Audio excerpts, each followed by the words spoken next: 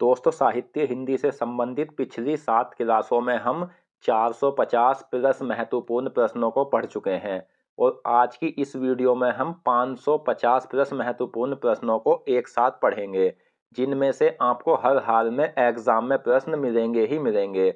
और दोस्तों, जो बच्चे पहली बार एग्जाम देंगे उनको एग्जाम में ये नहीं पता होता है कि एग्जाम में किस प्रकार से प्रश्न पूछे जाते हैं, तो मैं उनको बता दूं कि मैंने सभी प्रश्नों को इस वीडियो में उसी प्रकार से रखा है जिस प्रकार से आपसे एग्जाम में प्रश्न पूछे जाते हैं। और दोस्तों, जिन्होंने हमारी पिछली 7 क्लासों को अटेंड किया है उनको इन प्रश्नों में कुछ और नए प्रश्न देखने को मिलेंगे और साथ ही उनका रिवीजन भी हो जाएगा और टेस्ट भी हो जाएगा और उन्हें यह भी पता लग जाएगा कि हमने पिछली क्लासों से या अभी तक हमें कितना याद हुआ है। और दोस्तों, उन सभी 7 क्लासों में जितने भी प्रश्न पूछे गए हैं वो सभी मैंने इस वीडियो में भी रखे हैं और हम साहित्य हिंदी को बिल्कुल नए तरीके यानी उस तरीके से एक साथ पढ़ रहे हैं जितने भी इसके टॉपिक है, जैसे रचना और उनके लेखक, हिंदी में पुरस्कार, ज्ञानपीठ पुरस्कार, साहित्य अकादमी पुरस्कार और अन्य सभी पुरस्कार, हिंदी में प्रथम, जीवनी, कहानी, उपन्यास, पंक्ति, लेखकों के उपनाम और उनके गुरु और साहित्य हिंदी से संबंधित अन्य 5 से 10 टॉपिक इतने सरल तरीके से पढ़ेंगे और उस तरीके से पढ़ेंगे जिससे आप एक एक क्वेश्चन को अच्छे से माइंड में रखकर एग्जाम में एक भी प्रश्न गलत नहीं करोगे। तो चलिए शुरू करते हैं फर्स्ट क्वेश्चन से। तो दोस्तों, फर्स्ट क्वेश्चन है हमारा, हिंदी का प्रथम व्याकरण किसने लिखा था? तो ये लिखा था जोशुआ कैटलर ने। हिंदी का प्रथम व्याकरण जोशुआ कैटलर ने लिखा था, यह आपको याद रखना है। इस वीडियो में आपको दोस्तों ऐसे ऐसे प्रश्न मिलेंगे जो शायद आपने पहली बार ही इस वीडियो में देखोगे और आज से पहले आपने वे पढ़े नहीं होंगे। अगला क्वेश्चन, प्रेमचंद के अधूरे उपन्यास का क्या नाम है? तो सही आंसर है ऑप्शन ए, मंगलसूत्र प्रेमचंद के अधूरे उपन्यास का नाम है। नेक्स्ट है, हिंदी साहित्य के इतिहास लेखन का सर्वप्रथम प्रयास या लेखन की परंपरा का सूत्रपात किसने किया था? तो दोस्तों, मैं आपको बता दूं, हिंदी साहित्य का जो इतिहास है वो एक ग्रंथ है, वो कई लेखकों ने लिखा है अलग अलग और अलग अलग सन में। तो ये सबसे पहले जो लिखा था वो लिखा था गारसादेस तासी ने। और आगे किसने इस इतिहास को लिखा है तो यह भी हम पढ़ेंगे। और दोस्तों, ये जो लिखा था इन्होंने फ्रेंच भाषा में लिखा था और जो ग्रंथ था वो था इस्तवाल दे ला लिटरेट्यूर हिंदुस्तानी, इस नाम से इस ग्रंथ की इन्होंने रचना की थी। नेक्स्ट है, अपभ्रंश शब्द का सबसे पहले उल्लेख किसने किया था? तो इस क्वेश्चन का सही आंसर है ऑप्शन ए, पतंजलि ने। पतंजलि ने अपभ्रंश शब्द का सबसे पहले उल्लेख किया था। अगला क्वेश्चन, भक्तमाल जीवनी के लेखक कौन है? तो भक्तमाल जो जीवनी है उसके लेखक है ऑप्शन बी, नाभादास। यहां मैं आपको एक बात और बता दूं दोस्तों, एग्जाम में ऐसे भी प्रश्न पूछा जाता है जैसे भक्तमाल क्या है, तो उसमें आपको उपन्यास दे देगा या निबंध दे देगा। तो भक्तमाल जो है वो एक जीवनी है। मैंने एक एक प्रश्न में दो या तीन प्रश्नों को भी इसलिए रखा है ताकि आप एक प्रश्न के साथ जितने भी एग्जाम में प्रश्न उससे संबंधित बन सकते हैं वो याद कर सको। और भक्तमाल जीवनी के लेखक कौन है, ऐसे भी प्रश्न पूछा जाता है, तो यह है नाभादास। अगला क्वेश्चन, निम्न में से नाभादास किस काल के कवि हैं? तो दोस्तों, इस प्रकार से यूपीएसआई में काफी ज्यादा प्रश्न पूछे जाते हैं कि कौन सा कवि किस काल का है, यह हम पढ़ेंगे और एक भी प्रश्न इस प्रकार का नहीं बचेगा। तो नाभादास जो है वो है ऑप्शन ए, भक्ति काल के कवि है। और यहाँ आपको एक बात और याद रखनी है कि नाभादास की जितनी भी रचनाएं हैं, क्योंकि आपको रचना दे देता है कि कौन सी मान लो नाभादास की रचना दी और आपसे पूछेगा कि नाभादास की रचना जैसे भक्तमाल है तो ये किस काल की रचना है, तो आपको ऐसे तो याद नहीं होगा क्योंकि रचनाएं तो बहुत सारी है, तो आपको याद रखना है इनका जो लेखक है। और लेखक किस काल के हैं, तो जो लेखक जिस काल का होगा उनकी रचना भी उसी काल की होगी, यह इसकी एक पहचान है। तो ये भक्तमाल जो एक जीवनी है उसमें 200 भक्तों का चरित्र चित्रण शामिल है, यह भी काफी ज्यादा महत्वपूर्ण है। अगला क्वेश्चन, हिंदी निबंध के जनक कौन माने जाते हैं? तो हिंदी में निबंध के जो जनक माने जाते हैं वो भारतेंदु हरिश्चंद्र माने जाते हैं। अगला क्वेश्चन, किस कांड को हृदय कांड भी कहा जाता है? तो अयोध्या कांड को हृदय कांड भी कहा जाता है, जो आपको याद रखना है। नेक्स्ट, निम्न में से पुष्टि मार्ग की स्थापना किसने की थी? तो पुष्टि मार्ग की जो स्थापना की थी, ऑप्शन सी, वल्लभाचार्य ने की थी। गुरु नानक का जन्म कहाँ हुआ था? तो ये हुआ था दोस्तों ऑप्शन ए, तलवंडी में। दोस्तों इन क्वेश्चन से संबंधित जितने भी एक दो फैक्ट्स है या इनसे संबंधित जितने भी प्रश्न बन सकते हैं, तो वह मैं इन प्रश्नों के साथ इसलिए नहीं बता रहा हूं क्योंकि मैंने सभी फैक्ट्स को क्वेश्चन के रूप में बनाया है जो आप आगे पढ़ोगे। आप निश्चिंत रहे, साहित्य हिंदी से संबंधित आपका एक भी प्रश्न एग्जाम में गलत नहीं होगा, ना ही छूटेगा। बस आप इन सभी प्रश्नों को अच्छे से पढ़ लेना। नेक्स्ट, बौद्ध धर्म से जुड़े साहित्य की भाषा क्या है? तो बौद्ध धर्म से जुड़े साहित्य की भाषा है ऑप्शन ए, पाली। अगला क्वेश्चन, सर्वप्रथम अपभ्रंश को पुरानी हिंदी किसने कहा था? तो फ्रेंड्स अपभ्रंश को जो पुरानी हिंदी कहा था वो कहा था चंद्रधर शर्मा गुलेरी ने। नेक्स्ट, चंद्रधर शर्मा गुलेरी के बाद अपभ्रंश को पुरानी हिंदी किसने कहा था? तो इनके बाद जो कहा था वो कहा था हजारी प्रसाद द्विवेदी ने। नेक्स्ट, हिंदी साहित्य को कितने कालों में बांटा गया है? काफी ज्यादा महत्वपूर्ण है। तो हिंदी साहित्य को दोस्तों 4 कालों में बांटा गया है, और वो काल कौन कौन से हैं तो वो भी हम देख लेते हैं। तो पहला काल है आदिकाल, दूसरा काल है पूर्व मध्यकाल, तीसरा है उत्तर मध्यकाल और आधुनिक काल। दोस्तों अगर आप चाहो तो इन प्रश्नों को अपने नोटबुक में नोट्स के रूप में लिख लेना, क्योंकि लिखा हुआ बहुत अच्छे से याद हो जाता है, और आप जब एक दो बार इन्हें पढ़ोगे तो आपका एक भी प्रश्न माइंड से बाहर नहीं निकलेगा। नेक्स्ट, आदिकाल को अन्य किस नाम से जाना जाता है? तो ऐसे कई बार एग्जाम में प्रश्न बनते हैं, और कौन सा काल किस नाम से जाना जाता है यह भी हम इसी वीडियो में पढ़ेंगे। तो आदिकाल को जो अन्य काल के नाम से जाना जाता है वो वीर गाथा काल भी कहा जाता है, यह आपको याद रखना है। अगला क्वेश्चन, निम्न में से सुख सुरसागर के रचनाकार कौन से कवि है? तो सुरसागर के जो रचनाकार है वो है ऑप्शन सी, सूरदास। यहाँ एक बात और मैं आपको बता देता हूं कि सूरदास जी की जो जितनी भी रचनाएं हैं वो मैंने एक साथ यहाँ आपको क्यों नहीं बताई, क्योंकि एक साथ याद करने में काफ़ी ज़्यादा कठिनाई होती है और कन्फ्यूज़न में एग्जाम में क्वेश्चन गलत हो जाता है। क्योंकि हमारे माइंड की एक विशेषता होती है कि यह नई चीज़ों को कुछ ज़्यादा से अच्छे से समझ लेता है, और आप एक ही चीज़ को एक साथ पढ़ोगे तो वो आप एकदम याद नहीं कर पाओगे, चाहे आप इस बात को आजमा कर देख लेना। तो जितनी भी इनकी रचनाएं हैं या सूरसागर और इनकी रचनाएं किस भाषा में हैं, सूरदास जी किस काल के कवि है, ये सब हम पढ़ने वाले हैं, बस आप वीडियो के एंड तक बने रहे। अगला क्वेश्चन, कृष्ण भक्ति का सबसे प्रसिद्ध काव्य क्या है? तो कृष्ण भक्ति का जो सबसे प्रसिद्ध काव्य है वो सूरसागर है। और सूरसागर किस भाषा में लिखा है? तो ये ब्रज भाषा में लिखा है, यह भी आपको याद रखना है। और दोस्तों सूरदास जी जो थे ये भी ब्रज भाषा के कवि थे और कृष्ण भक्ति के कवि थे। नेक्स्ट, हिंदी में काव्य शास्त्र की प्रथम पुस्तक किसे माना जाता है?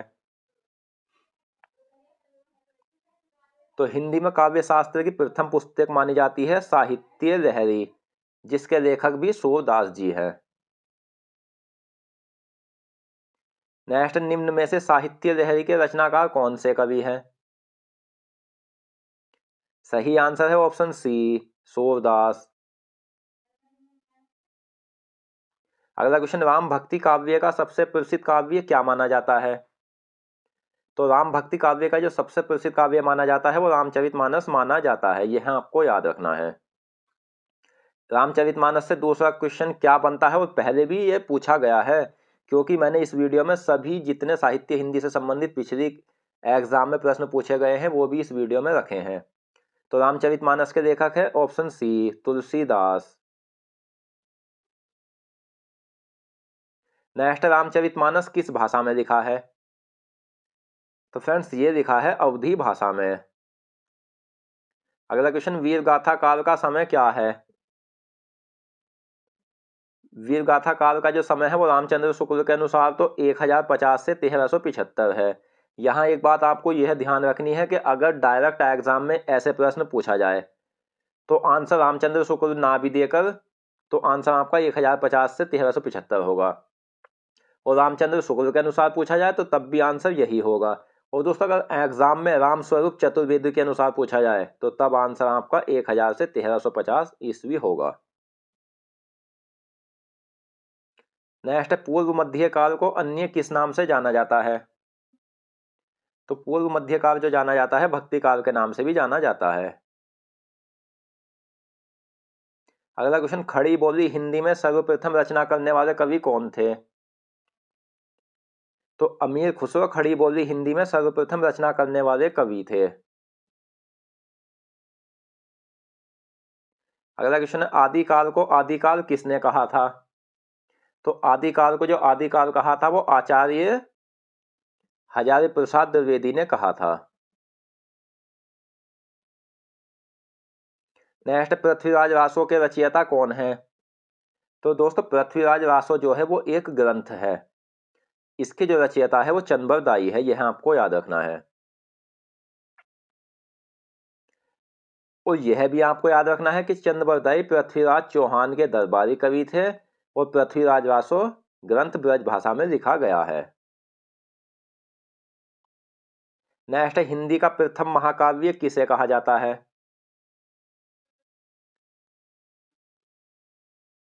तो हिंदी का जो प्रथम महाकाव्य कहा जाता है ऑप्शन डी पृथ्वीराज रासो को कहा जाता है। दोस्तों आप इन क्वेश्चनों का लेवल देखकर ही पता लगा पा रहे होंगे कि यह कितने ज़्यादा इंपॉर्टेंट और सेलेक्टेड क्वेश्चन है, और आप इन सभी प्रश्नों को पढ़कर किसी भी पिछले एग्जाम को या प्रैक्टिस सेट को उठाकर देख लेना, इनसे बाहर आपको एक भी प्रश्न नहीं मिलेगा, सभी के सभी प्रश्न इनमें से ही आपको मिलेंगे। नेक्स्ट, हिंदी के प्रथम महाकाव्यकार किसे माना जाता है? तो हिंदी के प्रथम महाकाव्यकार माने जाते हैं चंद्रबरदाई। नेक्स्ट, अपभ्रंश का वाल्मीकि एवं अपभ्रंश का प्रथम महाकवि किसे कहा जाता है? तो ये कहा जाते हैं स्वयंभू को।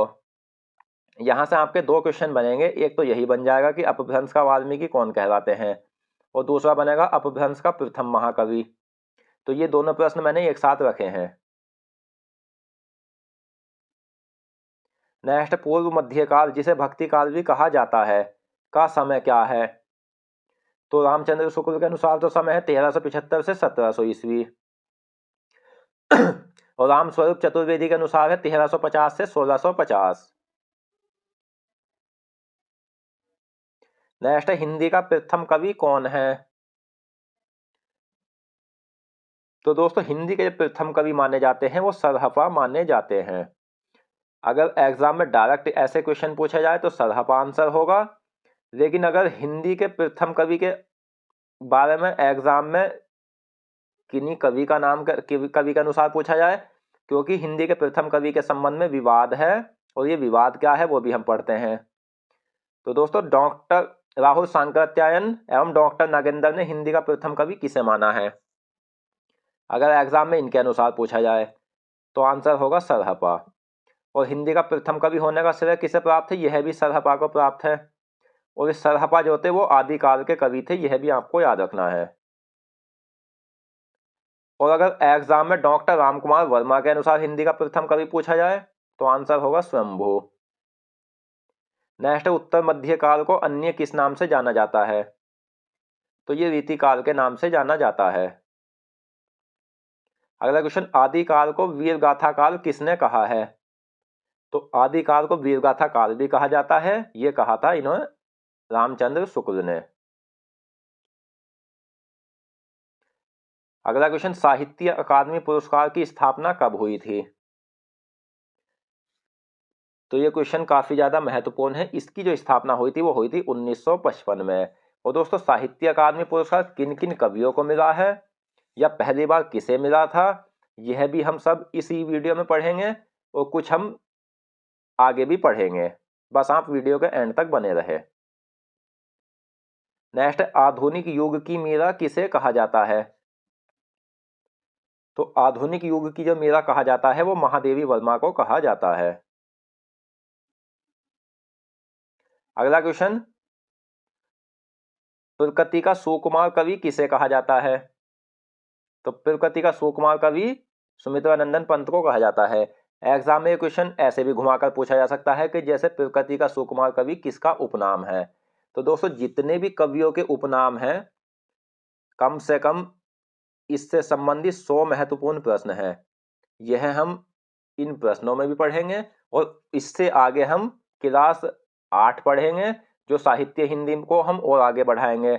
और दोस्तों हम साहित्य हिंदी के 3 से 4 हज़ार प्रश्न पढ़ेंगे, क्योंकि आज के समय में कंपटीशन बहुत टफ है।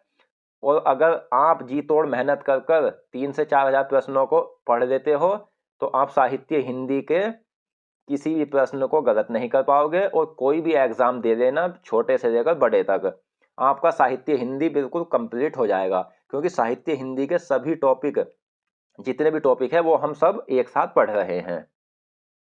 और दोस्तों आप यह भी मत सोचना कि 3 से 4 हज़ार प्रश्न है, इतने याद कैसे होंगे। तो मैं आपको बता दूं, हम इस टॉपिक को थ्योरी वाइज नहीं पढ़ रहे हैं, ऑब्जेक्टिव पढ़ रहे हैं। क्योंकि थ्योरी वाइज आप ऐसे पढ़ते हैं, जैसे मीराबाई के गुरु रैदास थे, तो आपने मीराबाई के गुरु भी याद करा और रैदास भी याद करा। तो दोस्तों आपको एक बात यह याद रखनी है, यहाँ मैं आपको एक पढ़ाई का ही मंत्र बता देता हूँ कि ये तो आपसे एग्जाम में पूछा जाएगा, तो आपको इसे याद नहीं करना, बस इसे तो समझ लेना है। क्योंकि यह तो आपके सामने रखा हुआ मिलेगा, आपको याद करना है सिर्फ एक ऑप्शन रैदास, इतना छोटा। क्योंकि आप ये समझो कि थ्योरी वाइज पढ़कर आप किसी भी एक सब्जेक्ट को तो क्या, एक टॉपिक को भी याद नहीं कर पाओगे। क्योंकि थ्योरी वाइज अगर आपने 3 से 4 हज़ार सवाल पढ़े तो वो आप 40 से 50 हज़ार शब्दों में पढ़ेंगे। और दोस्तों अगर आप इसे ऑब्जेक्टिव पढ़ोगे तो इसे तो आपको थोड़ा सा ध्यान ही रखना है, तो आप 3 से 4 हज़ार प्रश्नों को 1000 शब्दों में ही याद कर लोगे। चाहे तो आप मेरी इस बात को आजमा कर देख लेना।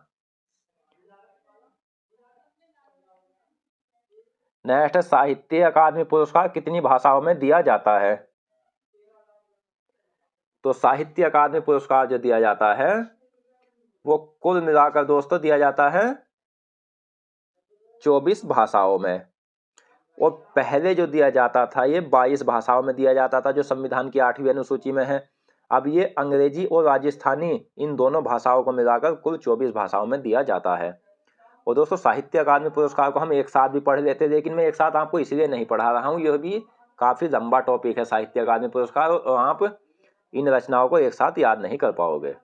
तो हम जैसे साहित्य अकादमी पुरस्कार का एक प्रश्न यहाँ पढ़ा, ऐसे ही 8 से 10 प्रश्नों के बाद पढ़ेंगे, तो इस प्रकार से आप इसे बिल्कुल पक्का कर लोगे। नेक्स्ट, अष्टछाप का जहाज किसे कहा जाता है? तो अष्टछाप का जो जहाज कहलाते हैं वो सूरदास जी कहलाते हैं। नेक्स्ट, कबीर दास के गुरु कौन थे? तो कबीर दास के जो गुरु थे वो थे ऑप्शन बी रामानंद। अगला क्वेश्चन, हिंदी नाटक का प्रवर्तक किसे माना जाता है? तो हिंदी नाटक का जो प्रवर्तक माने जाते हैं वो माने जाते हैं दोस्तों भारतेंदु हरिश्चंद्र, यह आपको याद रखना है।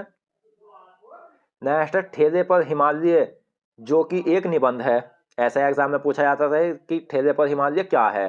तो पहला क्वेश्चन तो यही हो गया कि निबंध, और किस लेखक द्वारा लिखा है? तो ये लिखा है धर्मवीर भारती ने। नेक्स्ट, जयशंकर प्रसाद का पहला नाटक क्या है?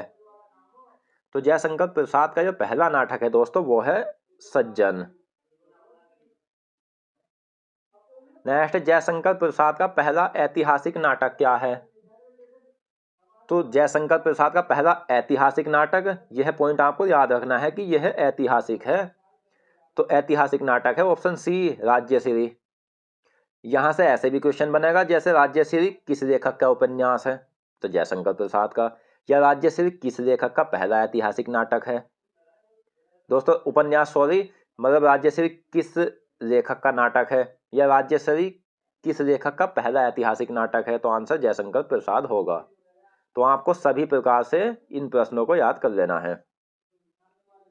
नेक्स्ट, अभिनव जयदेव की उपाधि से विभूषित किसे किया गया है, या अभिनव जयदेव किस कवि को कहा जाता था?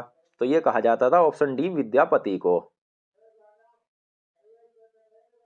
नेक्स्ट, हिंदी का प्रथम दलित कवि कौन कहलाते हैं? तो हिंदी के प्रथम दलित कवि जो कहलाते हैं वो रैदास कहलाते हैं, और रैदास को रविदास के नाम से भी जाना जाता है। पदावली किसकी रचना है? तो दोस्तों पदावली जो रचना है वो विद्यापति की रचना है, और विद्यापति की रचनाएं भी काफ़ी ज़्यादा है, जैसे 20 से 25 भी है, वो ज़्यादा भी है। तो अगर हम एक साथ पढ़ेंगे तो आप वहीं कन्फ्यूजन में आ जाओगे और याद नहीं कर पाओगे, जिस प्रकार से पर्यायवाची याद करने में आपको काफ़ी ज़्यादा कठिनाई होती है। तो इस प्रकार से हम अलग अलग प्रश्न पढ़ रहे हैं, अलग अलग रचनाएं और उपन्यास पढ़ रहे हैं सभी कवि के, जिससे एक एक प्रश्न अच्छे से याद हो जाएगा। और दोस्तों सामान्य हिंदी को भी मैं इसी तरीके से पढ़ाऊँगा, क्योंकि कुछ टॉपिक ऐसे हैं जैसे अलंकार, छंद, समास, संधि, जिन्हें पहचानने में काफ़ी ज़्यादा कठिनाई होती है, वह भी मैं आपको ऐसे तरीके से पढ़ाऊँगा कि आप देखते ही एग्ज़ाम में प्रश्न एकदम सही कर दोगे। नेक्स्ट, हिंदी साहित्य का इतिहास किसकी रचना है? तो हिंदी साहित्य का जो इतिहास रचना है वो है रामचंद्र शुक्ल की। नेक्स्ट, मैथिल कोकिल किसे कहा जाता है? मैथिल कोकिल कहा जाता है विद्यापति को। और पदावली रचना के कारण रामचंद्र शुक्ल ने विद्यापति को मैथिल कोकिल कहा था। यह भी आपको याद रखना है कि विद्यापति को जब मैथिल कोकिल कहा था वो रामचंद्र शुक्ल ने कहा था, और पदावली रचना के कारण। नेक्स्ट, विद्यापति को मैथिल कोकिल किसने कहा था? तो ये रामचंद्र शुक्ल ने कहा था। अगला क्वेश्चन, आचार्य रामचंद्र शुक्ल ने हिंदी का प्रथम महाकवि किसे माना है? तो दोस्तों आचार्य रामचंद्र शुक्ल ने जो हिंदी का प्रथम कवि माना है वो माना है चंद्रबरदाई को। नेक्स्ट, सूफी प्रेमाख्यान रचनाओं की भाषा क्या है? तो सूफी प्रेमाख्यान रचनाओं की जो भाषा है वो है अवधी भाषा। नेक्स्ट, अवधी और ब्रज भाषा दोनों में रचना करने वाले कवि कौन थे? तो तुलसीदास वो कवि थे जो अवधी और ब्रज भाषा दोनों में रचना करते थे, और तुलसीदास भक्ति काल के कवि है, यह भी आपको याद रखना है। नेक्स्ट, जातीय कवि कहलाते हैं? तो जातीय कवि तुलसीदास जी कहलाते हैं। अगला क्वेश्चन, आदिकाल को शून्यकाल किसने कहा है? तो पहले तो आपको यही याद रखना है कि आदिकाल का अन्य नाम क्या है। तो अगर आपको शून्यकाल भी मिला तो आंसर शून्यकाल होगा। तो आदिकाल को जो शून्यकाल कहा था दोस्तों वो कहा था गणपति चंद्रगुप्त ने। अगला क्वेश्चन, चंद्रधर शर्मा गुलेरी ने हिंदी का प्रथम कवि किसे माना है? तो चंद्रधर शर्मा गुलेरी के अनुसार अगर हिंदी का प्रथम कवि माना जाए तो वो है राजा मुंज। और डायरेक्ट अगर एग्जाम में यहां से प्रश्न पूछा जाए कि हिंदी का प्रथम कवि कौन है तो आंसर सरहपा होगा, यह आपको याद रखना है। नेक्स्ट, हिंदी के प्रथम गद्यकार कौन थे? तो हिंदी के प्रथम गद्यकार थे लल्लू लाल। नेक्स्ट, प्रेम सागर के रचयिता कौन है? तो प्रेम सागर जो एक रचना है उसके लेखक है दोस्तों लल्लू लाल, यह भी आपको याद रखना है। हवा में हस्ताक्षर किस लेखक की रचना है? तो सही आंसर है ऑप्शन ए कैलाश वाजपेयी की। नेक्स्ट, हिंदी का प्रथम उपन्यास क्या है? तो ऑप्शन ए परीक्षा गुरु। दोस्तों हिंदी का जो प्रथम उपन्यास है वो परीक्षा गुरु है। दूसरा प्रश्न यही बनता है कि परीक्षा गुरु क्या है, तो यह है उपन्यास है। हिंदी के प्रथम उपन्यास परीक्षा गुरु को किसने लिखा था? यह प्रश्न मैंने ऐसे क्यों रखा है कि हिंदी का प्रथम उपन्यास, क्योंकि यह और अच्छे से याद हो जाएगा आपको जब इसे पढ़ोगे कि हिंदी का प्रथम उपन्यास परीक्षा गुरु को किसने लिखा था। तो यह लिखा था राजा श्रीनिवास दास ने। नेक्स्ट, प्रथम साहित्य अकादमी पुरस्कार कब दिया गया था? तो प्रथम साहित्य अकादमी पुरस्कार दिया गया था ऑप्शन ए 1955 को। नेक्स्ट, प्रथम साहित्य अकादमी पुरस्कार किसे मिला था? कई बार एग्जाम में पूछा हुआ प्रश्न है। तो ये मिला था दोस्तों माखनलाल चतुर्वेदी को। हिंदी का प्रथम साहित्य अकादमी पुरस्कार जो कि माखनलाल चतुर्वेदी को मिला था, ये उनकी किस रचना पर मिला था? तो ये मिला था ऑप्शन डी हिमतिरंगिनी पर। तो दूसरा प्रश्न तो यह बनेगा कि हिमतिरंगिनी के लेखक कौन है? तो माखनलाल चतुर्वेदी। या यह भी ऐसे पूछा जा सकता है कि हिमतिरंगिनी पर किस लेखक को साहित्य अकादमी पुरस्कार मिला था? तो आंसर होगा माखनलाल चतुर्वेदी। दोस्तों अगर आपको वीडियो पसंद आ रही है, वीडियो की क्वालिटी पसंद आ रही है, वीडियो कंटेंट पसंद आ रहा है, तो प्लीज़ वीडियो को लाइक एंड शेयर जरूर करें।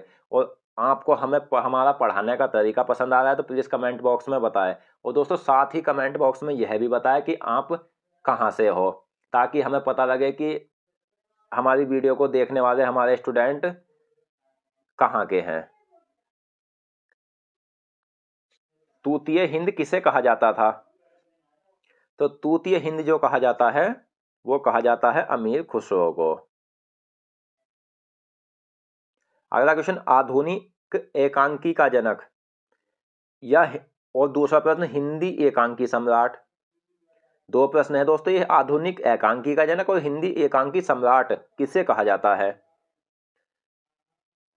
तो ये जो कहा जाते हैं डॉक्टर राम कुमार वर्मा को कहा जाता है। एकांकी से एक प्रश्न ये भी बनता है कि एकांकी का जन्म किस युग में हुआ था? तो एकांकी का जन्म हुआ था भारतेंदु युग में। और दोस्तों भारतेंदु युग जो है वो आधुनिक काल के अंतर्गत आता है, क्योंकि आधुनिक काल के अंतर्गत कई युग आते हैं, छायावादी युग, भारतेंदु युग, द्विवेदी युग। और इन युग के कवि कौन कौन है यह भी हम सभी प्रश्न पढ़ेंगे।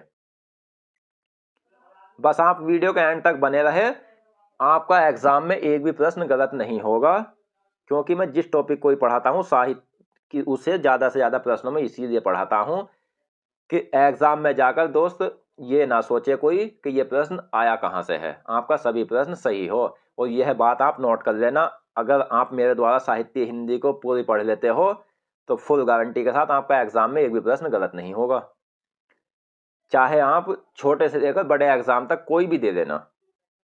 हिंदी एकांकी का जनक किसे कहा जाता है? तो हिंदी एकांकी का जो जनक कहलाते हैं वो भारतेंदु हरिश्चंद्र कहलाते हैं।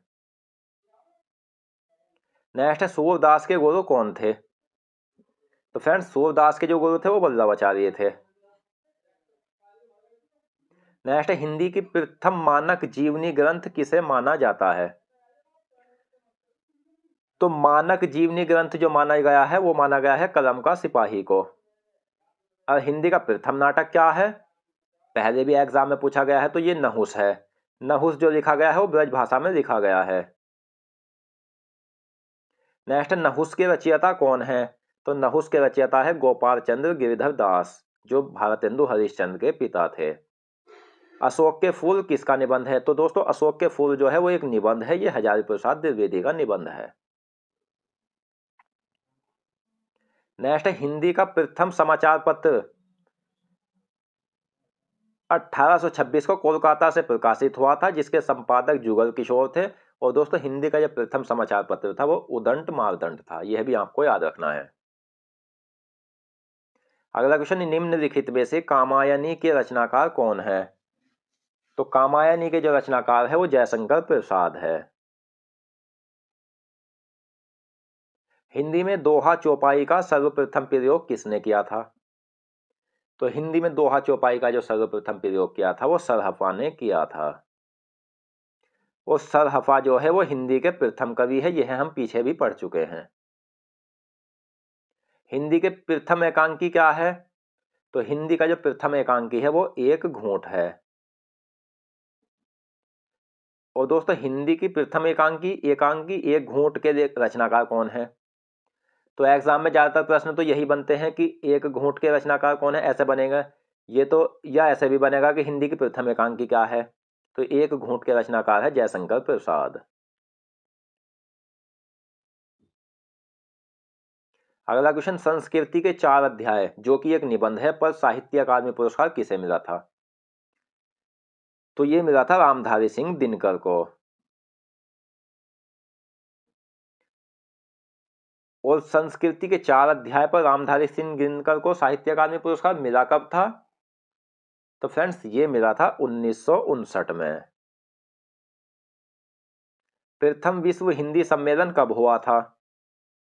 तो प्रथम विश्व हिंदी सम्मेलन 1975 को हुआ था। और दोस्तों जितने भी अभी तक हिंदी सम्मेलन हो चुके हैं वो सभी के सभी आप मेरे द्वारा पढ़ाए हुए प्रश्नों में पढ़ेंगे। और ये प्रथम विश्व हिंदी सम्मेलन हुआ था कहाँ? तो दोस्तों ये हुआ था नागपुर में। हिंदी के प्रथम समाचार पत्र उदंड मार्दंड के संपादक कौन थे? तो सही आंसर है जुगल किशोर। नेक्स्ट, हिंदी का प्रथम समाचार पत्र उदंड मार्दंड प्रकाशित होता था। तो ये जो था दोस्तों ये साप्ताहिक पत्र था जो 1826 को कोलकाता से प्रकाशित हुआ था। आंगन के पार द्वार पहली रचना, दूसरी रचना है कितनी नावों में कितनी बार, ये 2 रचनाएं हैं। तो ये किसकी रचनाएं हैं? तो दोस्तों ये है अज्ञे की रचनाएं। और अज्ञे की कौन कौन सी और अन्य रचनाएं हैं वो भी हम सभी पढ़ेंगे। नेक्स्ट, सूर पचीसी के लेखक कौन है? तो सूर पचीसी के जो लेखक है वो सूरदास जी हैं, यह आपको याद रखना है। और विनय पत्रिका के लेखक कौन है? तो दोस्तों विनय पत्रिका के लेखक है तुलसीदास। नेक्स्ट, निम्न में से चंद्रबरदाई किस काल के कवि है? तो चंद्रबरदाई जो कवि है वो आदिकाल के कवि है। दोस्तों आप इस वीडियो को पूरी एंड तक देखकर आपको कमेंट बॉक्स में ये जरूर बताना है कि आपको इन प्रश्नों में से पहले से कितने प्रश्न याद थे। नेक्स्ट है, निम्न में से जिंदगी नामा के लेखक कौन है? तो जिंदगी नामा के जो लेखक है वो ऑप्शन ए कृष्णा सोबती है। अगला क्वेश्चन, खड़ी बोली का प्रथम महाकाव्य है? तो खड़ी बोली का प्रथम महाकाव्य है, यह भी काफी ज्यादा महत्वपूर्ण है, प्रिय प्रवास। अगला क्वेश्चन, निम्न में से अमीर खुसरो किस काल के कवि है? तो फ्रेंड्स अमीर खुसरो जो है वो आदिकाल के कवि है। अंधेर नगरी के लेखक कौन है? तो अंधेर नगरी के लेखक है भारतेंदु हरिश्चंद्र। नेक्स्ट, यामा किसकी रचना है? तो सही आंसर है ऑप्शन ए महादेवी वर्मा की। अगला क्वेश्चन, निम्न में से पद्मावत और अखरावट ये 2 रचनाएं अलग अलग है, मैंने एक साथ रखी है ताकि आप 2 प्रश्नों को एक ही प्रश्न में याद कर सको। तो इन दोनों के लेखक है जायसी। और जायसी का जन्म उत्तर प्रदेश में हुआ था, यह भी आपको याद रखना है। और इनका नाम जो पूरा नाम था वो मलिक मोहम्मद जायसी था। नेक्स्ट, जयद्रथ वध किसकी रचना है? सही आंसर है ऑप्शन बी मैथिली शरण गुप्त की। नेक्स्ट, निम्न में से रहन पर रघदू के लेखक कौन है? तो इसके लेखक है काशीनाथ सिंह। अगला क्वेश्चन है, वीरों का कैसा हो वसंत। दोस्तों यह एक कविता है और ये किसने लिखी है? ये लिखी है सुभद्रा कुमारी चौहान ने। अगला क्वेश्चन, गीतावली कृष्ण गीतावली ये दोनों अलग अलग एक रचना है, जिसके लेखक कौन है? तो इसके लेखक है तुलसीदास। अगला क्वेश्चन, बीजक किसकी रचनाओं का संग्रह है? तो बीजक जो है वो कबीरदास जी की रचनाओं का संग्रह है, पहले भी एग्जाम में ये प्रश्न पूछा हुआ है। नेक्स्ट, महादेवी वर्मा को ज्ञानपीठ पुरस्कार किस कृति पर मिला था? तो महादेवी वर्मा को जो ज्ञानपीठ पुरस्कार मिला था वो यामा पर मिला था। दूसरा प्रश्न ये बनेगा कि यामा के लेखक कौन है? और तीसरा प्रश्न ये बनेगा कि यामा पर ज्ञानपीठ पुरस्कार किस लेखक को मिला था? तो आंसर होगा महादेवी वर्मा। नेक्स्ट, कितनी नावों में कितनी बार पर अज्ञे को कौन सा पुरस्कार मिला था? तो दोस्तों ये अज्ञे की रचना है कितनी नावों में कितनी बार, और इन्हें कौन सा पुरस्कार मिला था इस पर? तो इन्हें मिला था ज्ञानपीठ पुरस्कार। किस कवि को कवियों का कवि कहा जाता है? तो कवियों का कवि कहलाते हैं शमशेर बहादुर सिंह। अगला क्वेश्चन, न भूतो न भविष्यति उपन्यास पर व्यास पुरस्कार किसे मिला था? यह रचना जो पूछी गई थी वो यूपीएसआई में पूछी गई थी, ये मिला था नरेंद्र कोहली को। नेक्स्ट, निम्न में से मृगावती के लेखक कौन है? तो दोस्तों मृगावती के लेखक है ऑप्शन डी कुतुबन। और आपको मैं एक बात और बता दूं, आपको साहित्य हिंदी या जिस टॉपिक को मैं पढ़ा रहा हूं उससे संबंधित कोई और किताब या किसी और वीडियो को देखने की जरूरत नहीं होगी, क्योंकि मैं सभी के सभी प्रश्न कई कई किताबों का अध्ययन करके आपको पढ़ाता हूं। तो आप बस इन प्रश्नों को अच्छे से पढ़ लेना, सभी प्रश्न आपको एग्जाम में इसी में से मिल जाएंगे जो मैं आपको पढ़ा रहा हूं। मिर्जुलवन किसकी रचना है? तो यह है मृदुला गर्ग की। और दोस्तों इन प्रश्नों के बाद आप हमारी क्लास 8 को भी अटेंड करना, जो इससे आगे हम साहित्य हिंदी को बढ़ाएंगे, उसमें अन्य प्रश्न होंगे। और मैं आपको बता दूं कि मैं कोई भी रिपीट क्वेश्चन नहीं रखता, कि जैसे मानव क्लास 2 में भी वही प्रश्न रख दिए और क्लास 8 में वही रख दिए। मेरी हर क्लास में आपको नए से नए प्रश्न ही मिलेंगे। नेक्स्ट, निम्न में से चंद्रगुप्त नाटक के लेखक कौन है? तो चंद्रगुप्त नाटक के लेखक है जयशंकर प्रसाद। चांद का मुंह टेढ़ा है किसकी रचना है? तो ये रचना है गजानन माधव मुक्ति बोध की। अगला क्वेश्चन, भारत भारती के रचनाकार कौन है? भारत भारती के रचनाकार है मैथिली शरण गुप्त। नेक्स्ट, निम्न में से अतीत के चलचित्र किसकी रचना है? सही आंसर है ऑप्शन सी महादेवी वर्मा की। अगला क्वेश्चन, गोदान के रचयिता कौन है? तो गोदान के रचयिता है मुंशी प्रेमचंद। बीसलदेव रासो किसकी रचना है? सही आंसर है बीसलदेव रासो जो रचना है दोस्तों नरपति अल्लाह की रचना है। बीजक में सम्मिलित है, बीजक जो है वो कबीरदास की रचनाओं का संग्रह है, तो इसमें साखी रमैनी और शबद ये 3 रचनाएं शामिल है। भ्रमर गीत की इसकी रचना है, तो यह है सूरदास जी की रचना है। हिंदी की आदि कवयित्री कहलाती है, तो यह कहलाती है मीराबाई। अगला क्वेश्चन, पंजाब में हिंदी का प्रचार किसने किया था? तो दोस्तों पंजाब में जो हिंदी का प्रचार किया था वो श्रद्धाराम फिल्लौरी ने किया था। नेक्स्ट, गोरा बादल की कथा किसने लिखी थी? ये लिखी थी जटमल ने। नेक्स्ट, आदिकाल में पहेलियां लिखने वाले कवि कौन थे? तो आदिकाल में जो पहेलियां लिखी थी वो अमीर खुसरो ने लिखी थी। अमीर खुसरो का वास्तविक नाम क्या था? तो इनका जो वास्तविक नाम था वो अबुल हसन था। डॉक्टर बच्चन सिंह ने हिंदी का प्रथम कवि किसे माना है? तो डॉक्टर बच्चन सिंह के अनुसार हिंदी का प्रथम कवि है विद्यापति। उत्तर मध्यकाल का अन्य नाम क्या है? तो दोस्तों उत्तर मध्यकाल को रीतिकाल के नाम से भी जाना जाता है।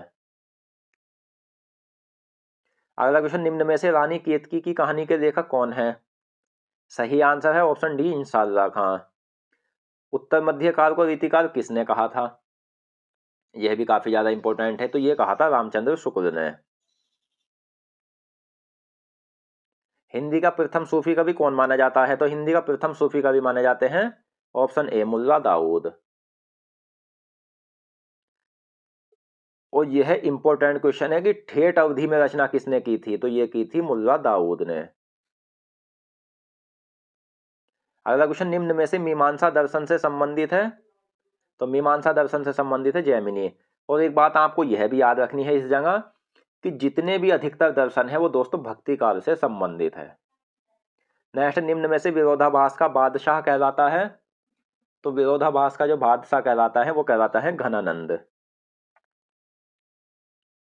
हिंदी का प्रथम गीति नाट्य क्या माना जाता है? तो हिंदी का प्रथम गीति नाट्य माना जाता है करुणालय। नेक्स्ट, हिंदी में समस्या नाटक का जन्मदाता माना जाता है? तो हिंदी में समस्या नाटक के जो जन्मदाता माने जाते हैं लक्ष्मी नारायण मिश्र माने जाते हैं। अगला क्वेश्चन, कीर्तिलता के लेखक कौन है? तो कीर्तिलता के लेखक है विद्यापति। नेक्स्ट, निम्न में से विद्यापति किस काल के कवि हैं? तो ये आदिकाल के कवि हैं। अगला क्वेश्चन, सूफी संतों की शैली क्या थी? तो सूफी संतों की जो शैली थी वो मसनवी शैली थी। नेक्स्ट, आचार्य रामचंद्र शुक्ल के अनुसार आधुनिक काल का समय क्या है? तो आचार्य रामचंद्र शुक्ल के अनुसार जो आधुनिक काल का समय है वो 1900 से अब तक का समय है, यानी जो अब समय चल रहा है वो आधुनिक काल ही चल रहा है। रामस्वरूप चतुर्वेदी के अनुसार आधुनिक काल का समय क्या है, तो इनके अनुसार 1850 ईस्वी।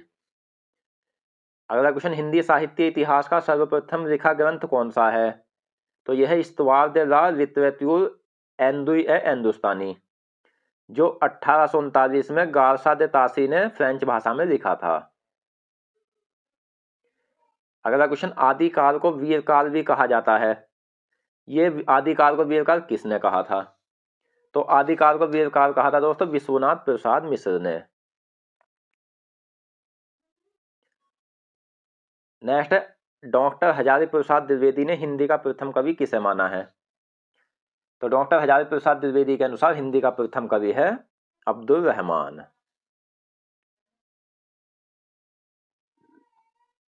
अगला क्वेश्चन, आचार्य रामचंद्र शुक्ल के अनुसार उत्तर मध्यकाल जिसे रीतिकाल भी कहा जाता है का समय क्या है, तो 1700 से 1900 ईस्वी। रामस्वरूप चतुर्वेदी के अनुसार है रीतिकाल का समय 1650 से 1850।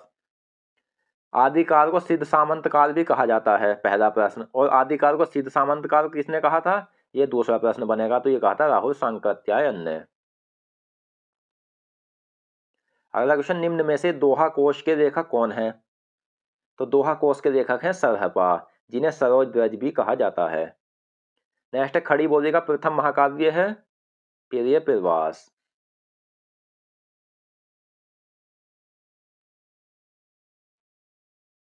अगला क्वेश्चन, मुकर्रिया लिखने का सर्वप्रथम प्रयास किसने किया था, तो ये किया था अमीर खुसरो ने। सिद्धों का प्रथम कवि या सबसे पुराना कवि, ये दो प्रश्न हैं, तो ये किसे कहा जाता है, तो ये कहलाते हैं सरहपा। दोस्तों अगर आपको वीडियो पसंद आ रही है तो प्लीज़ वीडियो को लाइक एंड शेयर जरूर करें, और दोस्तों अगर आपको हमारी मेहनत पसंद आ रही है तो फिर आपका भी फर्ज बनता है कि आप हमारे चैनल को सब्सक्राइब करें। नेक्स्ट, सहजयान या ब्रजयान का प्रवर्तक किसे माना जाता है, तो सहजयान या ब्रजयान का प्रवर्तक माने जाते हैं सरहपा। सिद्ध साहित्य से संबंधित है, तो सिद्ध साहित्य से संबंधित है सरहपा। अगला क्वेश्चन, आदिकाल में पहेलिया मुकर्रिया गजलों की रचना करने वाले कवि कौन थे, तो ये थे अमीर खुसरो। डॉक्टर शिव सिंह सेंगर ने हिंदी का प्रथम कवि किसे माना है, तो डॉक्टर शिव सिंह सेंगर ने हिंदी का प्रथम कवि माना है पुष्य या पुंड को। अगला क्वेश्चन, प्रथम प्रामाणिक रासो ग्रंथ क्या है, तो संदेश रासक। गद्य पद चंपू काव्य की प्राचीनतम हिंदी कृति क्या है, तो यह है राहुल वेद। दोस्तों आधुनिक काल को अन्य किस नाम से भी जाना जाता है, तो आधुनिक काल गद्य काल के नाम से भी जाना जाता है। अगला क्वेश्चन, डॉक्टर गणपति चंद्रगुप्त ने हिंदी का प्रथम कवि किसे माना है, तो डॉक्टर गणपति चंद्रगुप्त ने जो हिंदी का प्रथम कवि माना है वो शालिभद्र सूरि को माना है। महादेवी वर्मा की प्रथम काव्य कृति क्या है, तो महादेवी वर्मा की जो प्रथम काव्य कृति है वो है निहार। सूफी मुक्तक काव्य का प्रथम रचयिता कौन माने जाते हैं, तो सूफी मुक्तक काव्य के जो प्रथम रचयिता माने जाते हैं वो है अमीर खुसरो। भक्ति काल को लोक जागरण काल भी कहा जाता है, और यह किसने कहा था, तो भक्ति काल को लोक जागरण काल कहा था रामविलास शर्मा ने। नेक्स्ट, डिंगल पिंगल भाषा का प्रयोग किस काल में हुआ था, काफी ज्यादा महत्वपूर्ण है, तो ये हुआ था आदि काल में। अगला क्वेश्चन, निम्नलिखित में से कीर्ति पताका के रचनाकार है, तो कीर्ति पताका के रचनाकार है विद्यापति। उपमा का बादशाह किसे कहा जाता है, तो उपमा का जो बादशाह कहलाते हैं वो देव कहलाते हैं। अगला क्वेश्चन, घनानंद की कृतियां किस भाषा में है, तो घनानंद की जो कृतियां है वो दोस्तों ब्रज भाषा में है। हिंदी की प्रथम कहानी क्या थी, तो बात करें दोस्तों हिंदी की प्रथम कहानी की तो वो रानी केतकी की कहानी थी, लेकिन यह एग्जाम के लिए मान्य नहीं है। मतलब मैं आपको इसके बारे में समझा देता हूं कि लिखी तो सबसे पहले रानी केतकी की कहानी गई थी, परंतु यह मान्य नहीं है। और इस कहानी के लेखक इंशाल्लाह खां। रानी केतकी की कहानी 1803 में लिखी गई थी। और दोस्तों हिंदी की प्रथम मान्य कहानी वो कौन सी है, तो वो है इंदुमती। अगर एग्जाम में इंदुमती ना मिले तो जब आपका आंसर होगा रानीखेत की कहानी, नहीं तो आपका आंसर इंदुमती होगा, क्योंकि यही हिंदी की प्रथम मान्य कहानी है और इसके लेखक किशोरीलाल गोस्वामी है। यह 1900 ईस्वी में लिखी गई थी। आचार्य रामचंद्र शुक्ल एवं डॉक्टर कृष्णलाल ने हिंदी की प्रथम कहानी किसे माना है? तो इन्होंने इंदुमती को प्रथम कहानी माना है। डॉक्टर बच्चन सिंह ने हिंदी की प्रथम कहानी किसे माना है? अगर डॉक्टर बच्चन सिंह के अनुसार पूछी जाए तो जब आंसर होगा प्रणयनी परिणय, जो 1887 में लिखी गई थी। और ये लिखी किसने थी? तो ये लिखी थी किशोरीलाल गोस्वामी ने। अगला क्वेश्चन, संसद से सड़क तक किसकी रचना है? तो दोस्तों संसद से सड़क तक जो रचना है वो सुदामा पांडे की है, जिन्हें धूमिल भी कहा जाता था। अगर आपको सुदामा पांडे ना मिला एग्जाम में ऑप्शन में तो धूमिल मिलेगा, जो वही भी आपका सही आंसर होगा। रंगभूमि और कर्मभूमि ये अलग अलग दो उपन्यास है, किस लेखक के हैं? तो ये मुंशी प्रेमचंद के उपन्यास है। यह आपको याद रखना है, ये सभी के सभी क्वेश्चन काफी ज्यादा महत्वपूर्ण है। देव प्रसाद वर्मा ने हिंदी की प्रथम कहानी किसे माना है? तो देव प्रसाद वर्मा ने हिंदी की प्रथम कहानी एक टोकरी भर मिट्टी को माना है, जो 1901 में प्रकाशित हुई थी। इसके लेखक माधवराज स्प्रे थे। राम मुक्ति धारा के प्रतिनिधि कवि जो हैं वो तुलसीदास जी हैं। आपको एग्जाम में अगर राम भक्ति से संबंधित प्रसिद्ध कवि भी पूछा जाए तो जब भी वही आंसर आपका तुलसीदास होगा। लोकायतन पर प्रथम सोवियत लैंड नेहरू पुरस्कार किसे मिला था? दोस्तों इस प्रकार के प्रश्न ये यूपीएसआई में काफी ज्यादा पूछे जाते हैं और पहले ही पूछा गया था। तो लोकायतन रचना किसकी है? पहला प्रश्न तो यही बनता है कि सुमित्रानंदन पंत की। और सुमित्रानंदन पंत की किस रचना पर उन्हें सोवियत लैंड नेहरू पुरस्कार मिला था? तो ये मिला था लोकायतन पर। तो यहाँ प्रश्न ये ऐसे है कि लोकायतन पर प्रथम सोवियत लैंड नेहरू पुरस्कार किसे मिला था? तो आंसर है सुमित्रानंदन पंत। कवियों में राजकुमार कहलाता है? तो कवियों में राजकुमार कहलाते हैं दोस्तों, वो कहलाते हैं अमीर खुसरो, ऑप्शन डी। प्रथम भारत भारती सम्मान जो 1982 में दिया गया था, पहला प्रश्न। और दोस्तों ये किसे दिया गया था 1982 में? तो ये दिया गया था प्रथम भारतीय सम्मान महादेवी वर्मा को। पद्मावत संजीवनी व्याख्या पर साहित्य अकादमी पुरस्कार 1956 में किसे मिला था? तो पद्मावत संजीवनी व्याख्या पर जो मिला था वो वासुदेव शरण अग्रवाल को साहित्य अकादमी पुरस्कार 1956 में मिला था। अगला क्वेश्चन, शमशेर बहादुर सिंह को कवियों का कवि कहा जाता था और उन्हें यह किसने कहा था? तो ये कहा था अज्ञे ने। हिंदुस्तान की तूती कौन कहलाता है? तो हिंदुस्तान की तूती कहलाता है अमीर खुसरो। नेक्स्ट क्वेश्चन, अलंकारों का बादशाह किसे कहा जाता है? तो दोस्तों अलंकारों के बादशाह कहलाते हैं केशव दास। हिंदी के प्रथम अलंकार निरूपक आचार्य कौन माने जाते हैं? तो यह भी केशव दास माने जाते हैं। भूले बिसरे चित्र किसकी रचना है? तो भूले बिसरे चित्र जो है वो भगवती चरण वर्मा की रचना है। अगला क्वेश्चन, आलोक पर्व जो कि एक निबंध है, पहला प्रश्न तो यही याद रखना है आपको, ये किस लेखक द्वारा लिखा गया है? मैंने इसी प्रश्न में जो रखा है निबंध वो क्यों रखा है, क्योंकि जब आलोक पर्व आपको पढ़ेंगे ऐसे पढ़ेंगे जैसा आलोक पर्व निबंध, तो आपको निबंध याद हो जाएगा और आपको ये पता चल जाएगा कि आलोक पर्व जो है वो एक निबंध है। नेक्स्ट, जयशंकर प्रसाद की प्रथम कहानी कौन सी है? तो जयशंकर प्रसाद की जो प्रथम कहानी है दोस्तों वो है ग्राम। अब बात कर लेते हैं पूर्व मध्य काल अर्थात भक्ति काल को कितने कालों में बांटा गया है? तो भक्ति काल को जो बांटा गया है वो दो भागों में बांटा गया है, निर्गुण काव्य धारा और सगुण काव्य धारा। अब निर्गुण काव्य धारा ये भी दो भागों में बटी है, ज्ञानाश्रय शाखा में और प्रेमाश्रय शाखा में। ज्ञानाश्रय को संत काव्य धारा कहा जाता है और प्रेमाश्रय शाखा को सूफी काव्य भी कहा जाता है। यह आपको याद रखना है। इनसे संबंधित जो प्रश्न है वो हम पढ़ेंगे। नेक्स्ट, आधुनिक खोजों के अनुसार हिंदी की प्रथम मौलिक कहानी क्या है? तो आधुनिक खोजों के अनुसार जो हिंदी की प्रथम मौलिक कहानी है वो है दोस्तों एक टोकरी भर मिट्टी। नेक्स्ट, हिंदी की प्रथम कहानी लेखिका कौन है? तो हिंदी की प्रथम कहानी लेखिका है बंग महिला, जिसके लेखक राजेंद्र बाला घोष हैं। भक्ति काल कितनी धाराओं में बटा है? तो ये बटा है निर्गुण काव्य धारा और सगुण काव्य धारा 2 भागों में। भक्ति के आग आचार्य थे, तो दोस्तों भक्ति के जो आग आचार्य माने जाते हैं वो माने जाते हैं ऑप्शन ए रामानुज। अगला क्वेश्चन, निर्गुण काव्य धारा बटी है, तो यह भी 2 भागों में बटी है, ज्ञानाश्री और प्रेमाश्री शाखाओं में। सगुण काव्य धारा ये बटी है रामाश्री और कृष्णाश्री शाखाओं में। किस कवि ने संस्कृत, मैथिली और अपभ्रंश, काफी ज्यादा महत्वपूर्ण है, 3 भाषाओं में रचना की है? तो ये की है विद्यापति ने।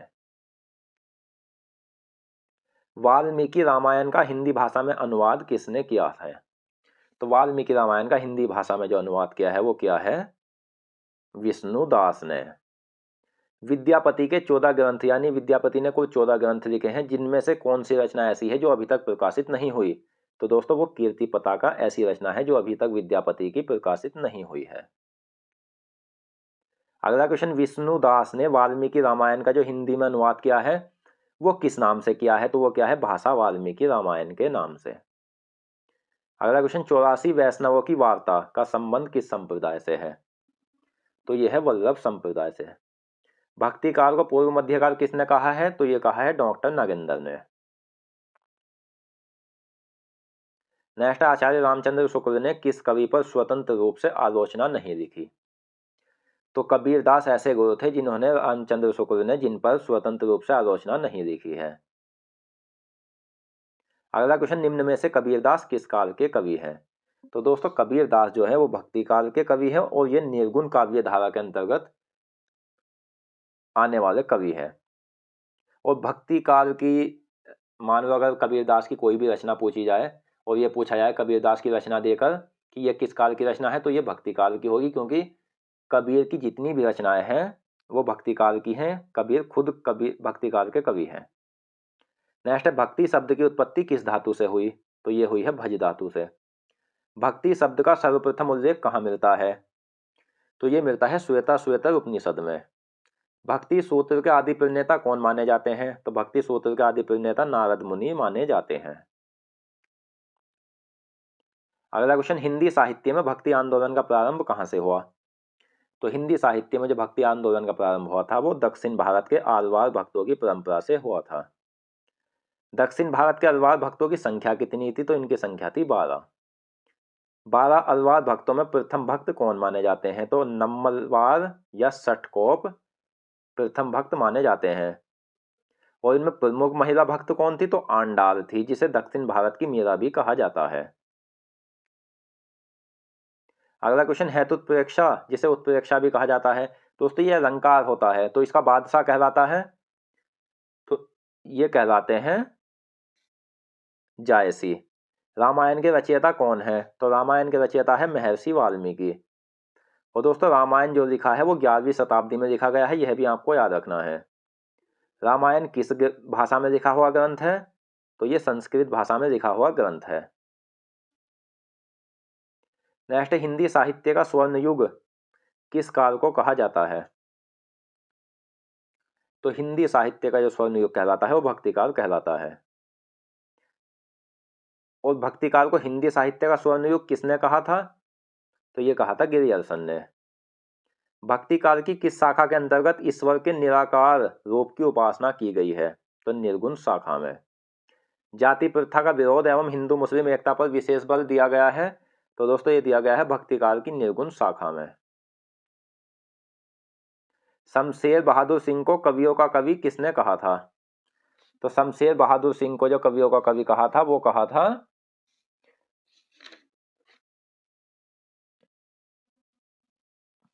दोस्तों, इस क्वेश्चन का सही आंसर है ऑप्शन बी रामचंद्र शुक्ल ने। नेक्स्ट है, हिंदुस्तान की तूती कौन कहलाता है? तो हिंदुस्तान की तूती कहलाता है अमीर खुसरो। अगला क्वेश्चन, कबीरदास भक्ति काल की किस शाखा के कवि हैं? तो एग्जाम में ज्यादातर प्रश्न तो ऐसे ही पूछे जाते हैं कि कबीरदास किस काल का कवि है, तो आंसर होगा भक्ति काल, लेकिन कुछ हाई लेवल के एग्जाम में घुमाकर भी पूछे जा सकते हैं। तो ये निर्गुण भक्ति की ग्रानाश्री शाखा के कवि हैं। ज्ञानाश्रयी का संबंध है तो ये संत काव्य से संबंधित है, प्रेमाश्रयी संबंधित है सूफी काव्य से, यह भी आपको याद रखना है। अगला क्वेश्चन, कबीरदास किस सुल्तान के समकालीन थे? तो दोस्तों कबीरदास जो थे वो सिकंदर लोदी के समकालीन थे। नेक्स्ट, श्रृंगार एवं वात्सल्य रस का सम्राट कहा जाता है? तो ये कहा जाता है सूरदास जी को। अगला क्वेश्चन, भक्ति काल के संप्रदाय सांख्य दर्शन के संस्थापक कौन थे? तो ये थे कपिल। भ्रमर गीत किसकी रचना है? तो ये है सूरदास जी की। अगला क्वेश्चन, राम कथा से संबंधित प्रथम प्राप्त ग्रंथ कौन सा है? तो राम कथा से संबंधित प्रथम प्राप्त ग्रंथ है वाल्मीकि रामायण। रामचरितमानस में कुल कितने कांड है? पहले भी पूछा गया है, तो ये 7 कांड है। और दोस्तों रामचरितमानस में 7 कांड कौन कौन से हैं? तो बालकांड, अयोध्या कांड, अरण्य कांड, किष्किंधा कांड, सुंदर कांड, लंका कांड और उत्तर कांड। रामचरितमानस में सबसे बड़ा कांड जो है वो बालकांड है, और दोस्तों सबसे छोटा कांड है किष्किंधा कांड, जिसमें 2 वर्ष 7 माह 26 दिन का समय लगा था। किष्किंधा कांड की जो रचना हुई है वो हुई है काशी में, और जो काशी है वो उत्तर प्रदेश में स्थित है। रचना की दृष्टि से केशवदास किस काल के कवि हैं? तो दोस्तों यह आपको याद रखना है कि रचना की दृष्टि से अगर केशवदास का काल पूछा जाए तो वो है रीतिकाल के कवि, और कला की दृष्टि से केशवदास का काल पूछा जाए तो भक्ति काल है। अगला क्वेश्चन, छंदों का अजायब घर कहलाता है? तो छंदों का अजायब घर रामचंद्रिका कहलाता है। रामचंद्रिका छंदों का अजायब घर किसने कहा था? तो रामचंद्रिका को छंदों का अजायब घर कहा था रामस्वरूप चतुर्वेदी ने। नेक्स्ट, रामचंद्र शुक्ल के अनुसार रामचरितमानस का गान करने वाले भक्त कवियों में सर्वश्रेष्ठ स्थान किसका है? तो सबसे पहला जो स्थान है वो राम भक्ति में वो है तुलसीदास जी का। और रामचंद्र शुक्ल के अनुसार कृष्ण चरित का गान करने वाले भक्त कवियों में सर्वश्रेष्ठ स्थान है वो है सूरदास जी का। सूर सरावली के रचनाकार कौन है? तो सूर सरावली के रचनाकार है सूरदास जी। नेक्स्ट, रामचंद्र शुक्ल के अनुसार कबीरदास की भाषा क्या थी? तो रामचंद्र शुक्ल के अनुसार कबीरदास की भाषा थी सद्दुकड़ी। पहले भी एग्जाम में पूछा गया है। और सद्दुकड़ी भाषा से क्या है, यानी सद्दुकड़ी भाषा होती क्या है? तो इसमें अनेक प्रांतीय भाषाओं और बोलियों का मिश्रण है। साहित्य जगत में कवि सम्राट की उपाधि से विभूषित कौन थे? यानी कवि सम्राट किस कवि को कहा जाता था? तो दोस्तों कवि सम्राट जो कहलाते थे वो कहलाते थे हरिओद। अयोध्या सिंह हरिओद की किस रचना में 17 सर्ग है? तो प्रिय प्रवास जो है वो अयोध्या सिंह हरिओद की रचना है, वो इसमें 17 सर्ग है। अगला क्वेश्चन, रामचंद्र शुक्ल ने हिंदी का स्टील किसे माना है? तो रामचंद्र शुक्ल ने जो हिंदी का स्टील माना है दोस्तों वो माना है बालकृष्ण भट्ट को। नेक्स्ट, श्याम सुंदर दास के अनुसार कबीर दास की भाषा क्या थी? तो अगर श्याम सुंदर दास के अनुसार पूछा जाए कबीर दास की भाषा तो ये थी पंचमेल खिचड़ी। और एक बात आपको याद रखनी है, अगर डायरेक्ट एग्जाम में कबीर दास की भाषा पूछी जाए तो वहां आंसर सद्दुकड़ी होगा, चाहे रामचंद्र शुक्ल के अनुसार ना पूछी जाए। और रामचंद्र शुक्ल के अनुसार पूछी जाए तो वो तो आंसर फिर सद्दुकड़ी है ही है। नेक्स्ट, हजारी प्रसाद द्विवेदी ने किस कवि की भाषा को वाणी का डिक्टेटर कहा है? तो हजारी प्रसाद द्विवेदी ने कबीरदास की भाषा को वाणी का डिक्टेटर कहा है। भक्ति काल की निर्गुण काव्य धारा के ज्ञानाश्रयी शाखा के प्रमुख कवि कौन हैं?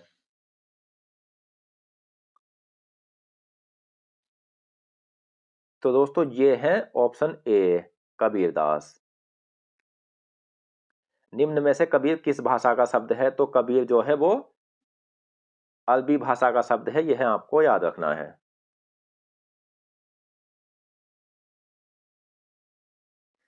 और कबीर शब्द का अर्थ क्या है? तो दोस्तों कबीर शब्द का अर्थ होता है महान या श्रेष्ठ।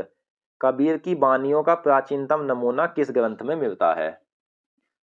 तो कबीर की बानियों का प्राचीनतम नमूना मिलता है ग्रंथ ग्रंथ साहिब में। कबीर की बानियों का संग्रह क्या कहलाता है? तो यह कहलाता है बीजक। दोस्तों आप वीडियो के एंड तक बने रहे, आपको इस वीडियो में ऐसे ऐसे प्रश्न मिलेंगे जिन्हें देखकर आप खुद कहोगे कि इनसे बाहर एग्जाम में कोई प्रश्न शायद न आए, और ना ही आएगा। चाहे आप इस बात को नोट कर लेना, सभी प्रश्न आपको इसी में से मिल जाएंगे। और कुछ आगे हम वीडियो में पढ़ेंगे तो उससे तो फिर आपकी साहित्य हिंदी पूरी ही कंप्लीट हो जाएगी, वो क्लासें भी आप अटेंड कर लेना। अगला क्वेश्चन, बीजक को संकलित करने का श्रेय कबीर दास के किस शिष्य को जाता है? तो ये जाता है ऑप्शन सी धर्मदास को। अगर एग्जाम में ये पूछा गया कि धर्मदास के गुरु कौन थे तो आंसर कबीरदास होगा। अगला क्वेश्चन, प्रेमचंद का प्रथम उपन्यास कौन सा है? तो प्रेमचंद का जब प्रथम उपन्यास है वो है सेवा सदन। अगला क्वेश्चन, निम्नलिखित में से कल सुनना मुझे किस कवि की रचना है? तो यह है धूमिल की रचना, जिसे सुदामा पांडे भी कहा जाता है। नेक्स्ट है, खड़ी बोली के प्रथम महाकवि के रूप में कौन जाने जाते हैं? तो दोस्तों खड़ी बोली के प्रथम महाकवि, ये याद रखना है आपको कि महाकवि का नाम आया है यहाँ, तो महाकवि के रूप में जो जाने जाते हैं वो जाने जाते हैं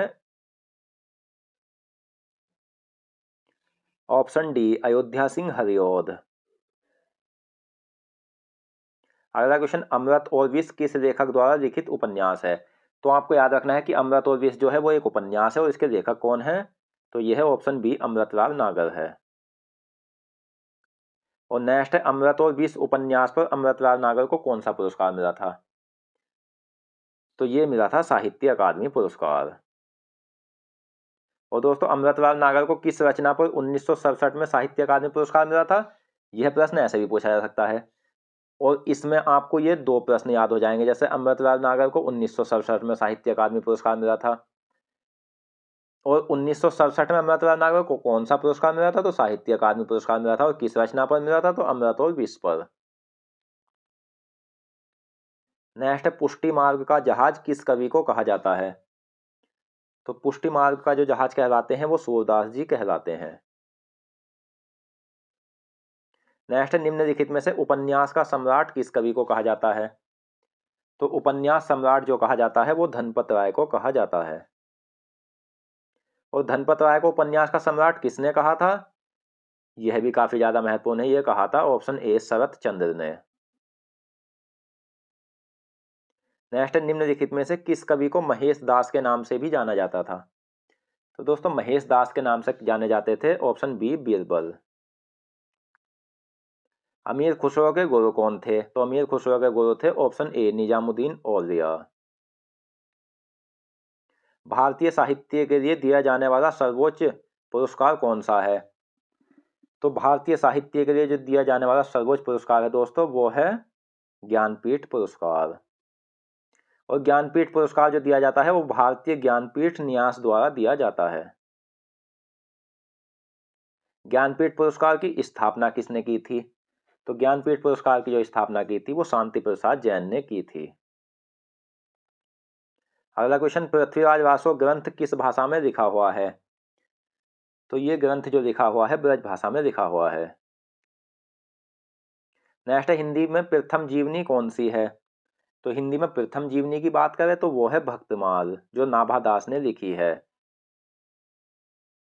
नेक्स्ट है, अमृत और विष उपन्यास पर कौन सा पुरस्कार दिया गया था? ऐसे भी प्रश्न बनता है एग्जाम में, तो ये दिया गया था साहित्य अकादमी पुरस्कार, और ये मिला था अमृतलाल नागर को। 1967 में साहित्य अकादमी पुरस्कार किसे मिला था? तो दोस्तों ये मिला था अमृतलाल नागर को। जितने भी एक प्रश्न कितनी प्रकार से बन सकते हैं एग्जाम में, सभी के सभी मैंने उसी प्रकार से आपको इस वीडियो में रखकर दिए हैं, ताकि आपका एक भी क्वेश्चन गलत न हो जाए और याद करने में भी आसानी हो। नेक्स्ट है, कलम का मजदूर निम्नलिखित में से किस कवि को कहा जाता है?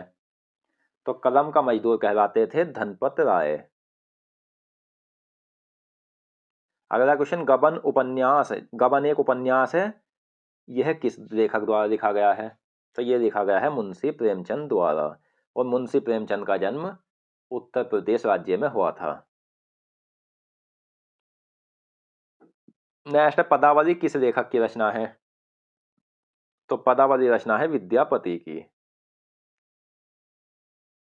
अगला क्वेश्चन, आदिकाल को प्रारंभिक काल भी कहा जाता है, और आदिकाल को प्रारंभिक काल कहा किसने कहा था? तो ये कहा था मिश्र बंधु ने। आदिकालीन साहित्य का प्रमुख रस कौन सा है?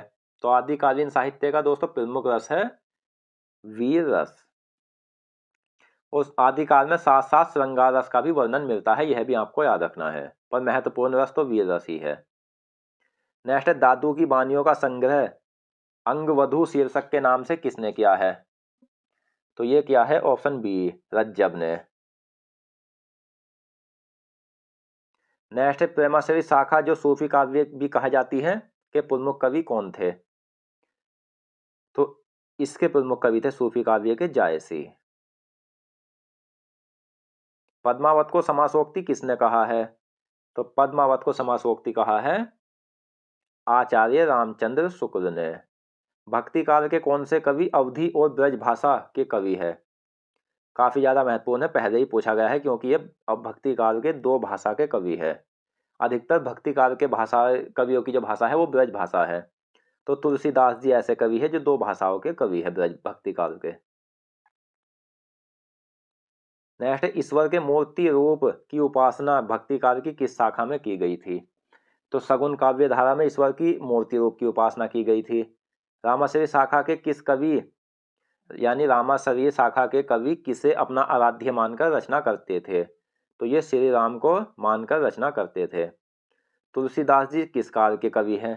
तो ये भक्ति काल में सगुन काव्य धारा की रामाश्रय शाखा के कवि है। नेक्स्ट, निम्न में से विनय पत्रिका किस कवि की रचना है? तो विनय पत्रिका के लेखक हैं ऑप्शन सी, तुलसीदास। दोस्तों, अगर आपको वीडियो पसंद आए तो प्लीज हमारे चैनल को सब्सक्राइब जरूर करें। नेक्स्ट, निम्न में से गीतावली, कवितावली और दोहावली ये तीनों अलग अलग रचनाएं हैं और मैंने एक साथ रखी है ताकि आप तीनों को एक साथ याद कर सको। तो इनके लेखक है ऑप्शन सी, तुलसीदास। तुलसीदास की रचना विनय पत्रिका, दोहावली, कृष्ण गीतावली और कवितावली ये किस भाषा में है?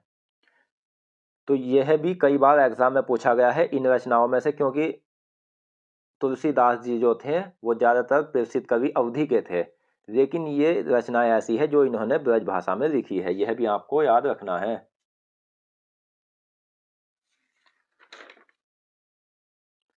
नेक्स्ट, तुलसीदास जी की कौन सी रचना मुक्तक काव्य है? तो वो रचना है ऑप्शन डी, गीतावली, जो तुलसीदास जी की मुक्तक काव्य रचना है। नेक्स्ट, भक्ति काल के संप्रदाय अद्वैतवाद, ये मैंने पीछे ही बताया है कि अधिकतर संप्रदाय भक्ति काल से संबंधित है, के संस्थापक कौन है? तो इसके संस्थापक है शंकराचार्य। अगला क्वेश्चन, सूरदास की किस रचना को स्त्री चरित्र का विशाल काव्य कहा जाता है? तो ये कहा जाता है सूरसागर को। हिंदी की आदि कवयित्री एवं प्रथम कवयित्री किसे कहा जाता है? तो ये कहलाती है मीराबाई। और दोस्तों, मीराबाई के जो गुरु थे वो रैदास थे और मीराबाई भक्ति काल की कवयित्री थी, यह भी आपको याद रखना है। नेक्स्ट, निम्नलिखित में से जड़िया कवि किसे कहा जाता है? तो जड़िया कवि जो कहलाते थे वो कहलाते थे option A, Nanddas. Next, Mirabai की उपासना किस भाव पर आधारित है? तो मीराबाई की उपासना माधुर्य भाव पर आधारित है। सूरदास किस काल के कवि हैं? तो ये भक्ति काल के कवि हैं और सगुन काव्य धारा के कवि है, और सगुन काव्य धारा में कृष्णाश्रयी शाखा के कवि है। कृष्णाश्रयी शाखा के मुख्य प्रवर्तक कौन है? तो यह है वल्लभाचार्य। कृष्ण भक्ति धारा के प्रतिनिधि कवि कौन माने जाते हैं? तो यहाँ बात हुई है कृष्ण भक्ति काव्य धारा की प्रतिनिधि कवि की, तो यह है ऑप्शन ए, सूरदास। भक्ति किस काल की किस शाखा के कवि भगवान श्री कृष्ण की आराधना करते थे? तो सगुन काव्य धारा की कृष्णाश्रयी शाखा के कवि ये श्री कृष्ण की आराधना करते थे। नेक्स्ट, आधुनिक युग की गीता किसे कहा जाता है? तो दोस्तों आधुनिक युग की जो गीता कहलाती है वो कहलाती है कुरुक्षेत्र, जिसके लेखक रामधारी सिंह दिनकर है। ये प्रश्न ऐसे भी बन जाता है जैसे कुरुक्षेत्र जो आधुनिक युग की गीता कहलाती है उसके रचनाकार कौन है? तो आंसर है रामधारी सिंह दिनकर। नेक्स्ट है रानी केतकी की कहानी का दूसरा नाम क्या है? सही आंसर है उदयभान चरित। अगला क्वेश्चन, निर्मल वर्मा की पहली कहानी का क्या नाम था? तो इनकी जो पहली कहानी थी वो थी परिंदे। ऐसे भी प्रश्न बनता है कि परिंदे क्या है? तो कहानी। परिंदे के लेखक कौन है? तो निर्मल वर्मा। अगला क्वेश्चन, शेखर एक जीवनी जो कि एक उपन्यास है के लेखक कौन है? तो इस उपन्यास के लेखक है अज्ञेय। और दोस्तों अज्ञेय का जो पूरा नाम था वो था सच्चिदानंदन हीरानंदन वात्स्यायन अज्ञेय। यह भी पूछा गया है एग्जाम में। और अज्ञेय का जो जन्म हुआ था वो उत्तर प्रदेश के कुशीनगर जिले में हुआ था। नेक्स्ट है, अज्ञेय का प्रथम उपन्यास कौन सा है? तो शेखर एक जीवनी किसने लिखा उपन्यास है? तो ये लिखा था अज्ञेय ने, और ये अज्ञेय का प्रथम उपन्यास था। नेक्स्ट है, कबीरदास को अन्य किस नाम से भी जाना जाता था? तो कबीरदास जी को जो जाना जाता था वो अन्य जुलाहा के नाम से भी जाना जाता था। नेक्स्ट है, रामानंद जो कबीरदास के गुरु थे उनके गुरु कौन थे? यानी जो रामानंद थे वो कबीरदास के गुरु थे और उनके भी गुरु कौन थे? तो दोस्तों उनके गुरु थे राघवानंद। अगला क्वेश्चन, मैथिल कोकिल तथा अभिनव जयदेव उपनाम से कौन जाने जाते थे? तो ये विद्यापति जाने जाते थे। नेक्स्ट है, मिट्टी की बारात जो कि एक काव्य है पर कौन सा पुरस्कार मिला था? तो मिट्टी की बारात काव्य पर जो पुरस्कार मिला था वो मिला था साहित्य अकादमी पुरस्कार। और मिट्टी की बारात के दोस्तों लेखक कौन है? ऐसे प्रश्न ज्यादा बनते हैं, तो इसके लेखक है शिवमंगल सिंह सुमन। ये प्रश्न ऐसे भी बन जाता है जैसे मिट्टी की बारात पर किस लेखक को साहित्य अकादमी पुरस्कार मिला था? तो ये मिला था शिवमंगल सिंह सुमन को। ये प्रश्न ऐसे भी बन जाएगा जैसे शिवमंगल सिंह सुमन को मिट्टी की बारात काव्य पर किस वर्ष साहित्य अकादमी पुरस्कार मिला था? तो दोस्तों इन्हें जो मिला था ये पुरस्कार, ये मिला था 1974 में। अब जो एग्जाम में साहित्य अकादमी पुरस्कार दोस्तों पूछे जा रहे हैं उनमें ज्यादातर सन पूछी जा रही है, क्योंकि सन में ज्यादातर प्रश्न गलत होते हैं। तो मैंने इन सभी प्रश्नों को अलग अलग इसीलिए ही रखा है कि सन आप याद कर देख लेना। आप 20 प्रश्नों की सन भी याद नहीं कर पाओगे सही से, उसमें बहुत ज़्यादा कन्फ्यूजन हो जाता है, और अलग अलग आप पढ़ोगे तो आपको प्रश्न वो अच्छा याद हो जाएगा। नेक्स्ट, निम्न में से परख रचना के लेखक कौन है? तो सही आंसर है ऑप्शन डी, जैनेन्द्र कुमार। जैनेन्द्र कुमार की किस रचना पर मंगला प्रसाद पारितोषिक पुरस्कार मिला था? तो इनकी रचना परख पर। विद्यापति की रचना पद्मावत किस भाषा में है? तो पद्मावत के लेखक कौन है? विद्यापति। और ये किस भाषा में है? तो ये है अवधी भाषा में। अपभ्रंश का बहुभूति कौन सा कवि कहलाता है? तो फ्रेंड्स अपभ्रंश का बहुभूति जो कहलाते हैं वो पुष्यदंत कहलाते हैं। नागरी प्रचारणी सभा के पहले सभापति कौन थे? तो नागरी प्रचारणी सभा के पहले सभापति थे रामकृष्ण दास। नेक्स्ट, हिंदी की प्रथम पत्रिका कौन सी थी? तो हिंदी की प्रथम पत्रिका थी संवाद कौमुदी। आधुनिक ढंग से लिखी गई हिंदी की पहली एकांकी क्या थी? तो आधुनिक ढंग से लिखी गई हिंदी की पहली एकांकी थी बादल की मृत्यु। दोस्तों आप कमेंट बॉक्स में हमें ये जरूर बताना कि ये आपको यह वीडियो कैसी लगी। अगला क्वेश्चन, सूरदास द्वारा रचित ग्रंथ सूरसागर किस भाषा में है? तो यह है ब्रज भाषा में। फणीश्वर नाथ रेणु का प्रथम उपन्यास क्या था? तो फणीश्वर नाथ रेणु का प्रथम उपन्यास था मैला आंचल। दक्षिण हिंदी प्रचार सभा के आजीवन अध्यक्ष कौन थे?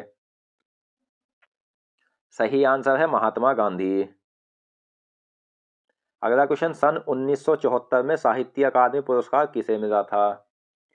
तो फ्रेंड्स ये मिला था शिवमंगल सिंह सुमन को।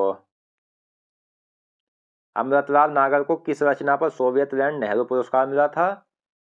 तो इन्हें यह मिला था अमृत और विष पर। दोस्तों अमृतलाल नागर की अमृत और विष ऐसी रचना है जिन्हें साहित्य अकादमी पुरस्कार भी मिला था इसी रचना पर, और सोवियत लैंड नेहरू पुरस्कार भी मिला था। भारतीय ज्ञानपीठ पुरस्कार कुल कितनी भाषाओं में दिया जाता है? तो फ्रेंड्स ये दिया जाता है 23 भाषाओं में। बात करें पहले यह 22 भाषाओं में दिया जाता था, लेकिन 2018 से यह अंग्रेजी में भी दिया जाता है, तो कुल मिलाकर 23 भाषाओं में यह दिया जाने लगा है। आवारा मसीहा किस कवि का उपनाम था? तो आवारा मसीहा जो उपनाम था वो शरत चंद्र का था। कलम का जादूगर किस कवि को कहा जाता था? तो फ्रेंड्स कलम का जादूगर कहलाते थे रामवृक्ष बेनीपुरी। नेक्स्ट, गजल सम्राट किस कवि को कहा जाता था? तो गजल सम्राट कहलाते थे दुष्यंत। अगला क्वेश्चन, विरोधी कवि किस कवि को कहा जाता था? विरोधी कवि कहलाते हैं नजरुल इस्लाम। कलम का जादूगर और कलम का सिपाही किसे कहा जाता था? तो कलम का जादूगर और कलम का सिपाही धनपत राय को कहा जाता था। महाकवि अथवा कवियों में राजकुमार किसे कहा जाता था? यह यूपीएससी में पूछा हुआ प्रश्न है। तो यह कहा जाता था अमीर खुसरो। अगला क्वेश्चन, शिवमंगल सिंह सुमन को कौन सा पुरस्कार मिला था? तो फ्रेंड्स शिवमंगल सिंह सुमन को जो पुरस्कार मिला था वो मिला था साहित्य अकादमी पुरस्कार। रैदास जो चमार भी कहलाते थे मीराबाई के गुरु थे, और दोस्तों इनके गुरु कौन थे, यानी रैदास के गुरु कौन थे? तो रैदास के गुरु थे रामानंद, और रामानंद कबीरदास जी के भी गुरु थे। जीवन को अंग्रेजी भाषा में क्या कहा जाता है? तो जीवन को अंग्रेजी भाषा में कहा जाता है बायोग्राफी। हिंदी के प्रथम जीवनीकार कौन माने जाते हैं? तो हिंदी के प्रथम जीवनीकार माने जाते हैं गोपाल शर्मा शास्त्री। गोपाल शर्मा शास्त्री द्वारा 1881 में रचित जीवनी कौन सी है? तो इन्होंने जो प्रथम जीवनी लिखी थी वो दयानंद दिग्विजय लिखी थी। और दोस्तों यह अगर ऐसे पूछा जाए गोपाल शर्मा शास्त्री के अनुसार तो तब प्रथम जीवनी है, नहीं तो यह मान्य जीवनी नहीं है। हिंदी की जो प्रथम मान्य जीवनी है वो हम पढ़ेंगे। तो दयानंद दिग्विजय जीवनी किसके द्वारा लिखित है? तो यह लिखी है गोपाल शर्मा शास्त्री ने। हिंदी की प्रथम मानक जीवनी कौन सा है? यह हिंदी की प्रथम मानक जीवनी है, तो यह है कलम का सिपाही। और कलम का सिपाही जो कि एक जीवनी है उसके लेखक कौन है? सही आंसर है ऑप्शन ए, अमृत राय। कलम का सिपाही जीवनी पर कौन सा पुरस्कार मिला था? ऐसे भी प्रश्न पूछे जाते हैं एग्जाम में, तो ये मिला था इस पर साहित्य अकादमी पुरस्कार। कलम का सिपाही जीवनी पर साहित्य अकादमी पुरस्कार मिला किसे था? तो ये मिला था ऑप्शन ए, अमृत राय को। दोस्तों नेक्स्ट क्वेश्चन है, रेणु किस कवि का उपनाम था? तो रेणु नाम जो था वो फणीश्वर नाथ रेणु का था।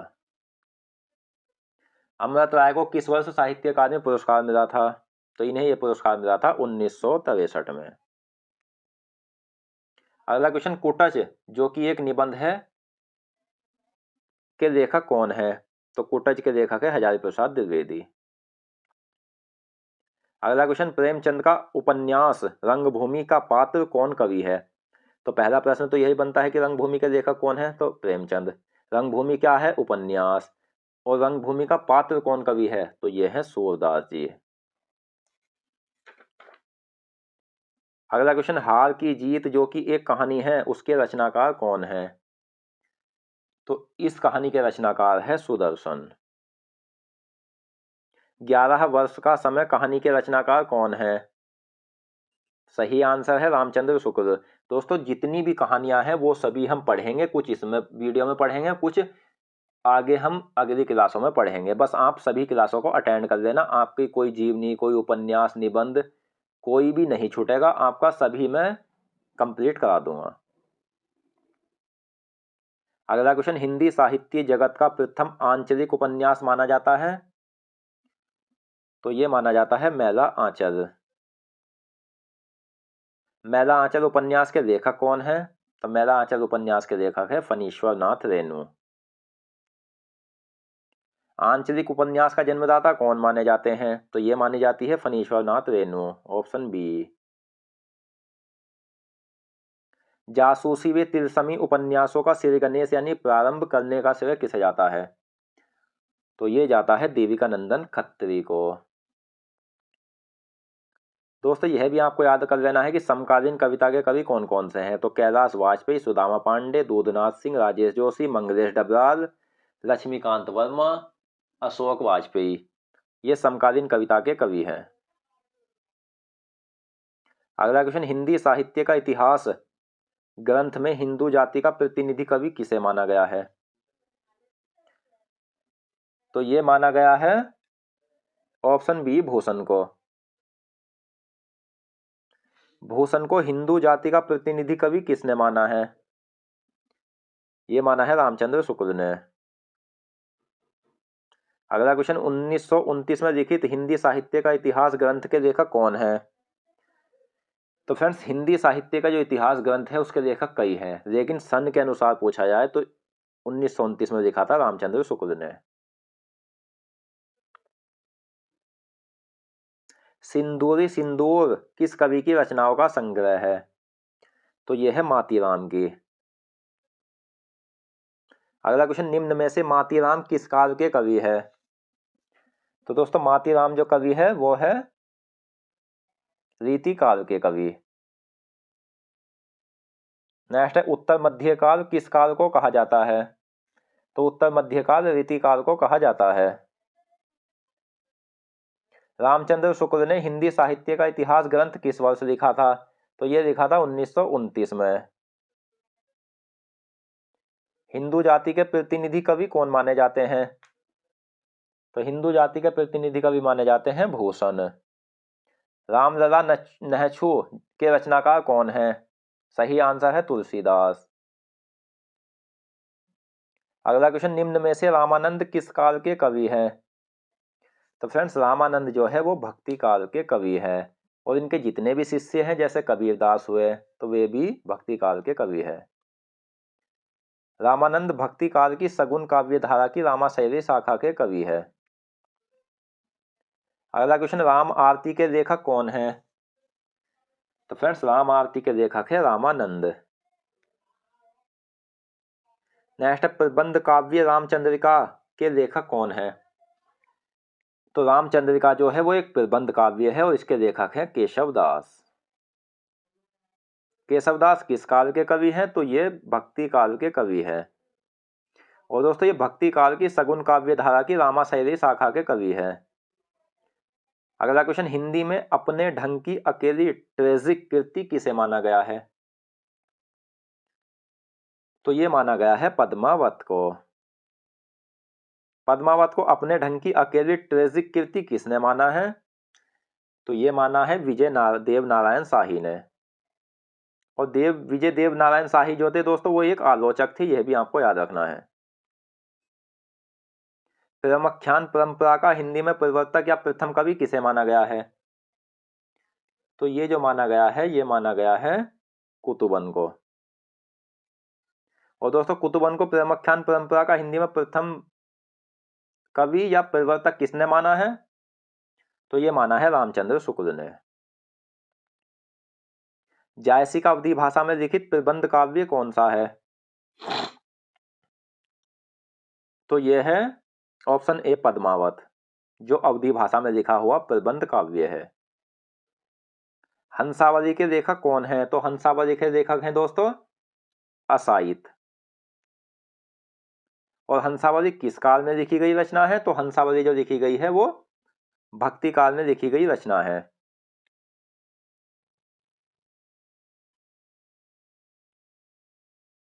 ये भक्ति काल की निर्गुण काव्य धारा की प्रेमाशयी शाखा में लिखी गई है। और दोस्तों हंसावली किस भाषा में लिखी गई रचना है? तो ये राजस्थानी भाषा में लिखी गई रचना है। चौगाने हस्ती उपन्यास का हिंदी रूप उपन्यास क्या है? तो मैं आपको बता दूं दोस्तों, चौगाने हस्ती उर्दू का उपन्यास है और इसे हिंदी में अनुवाद किया गया है।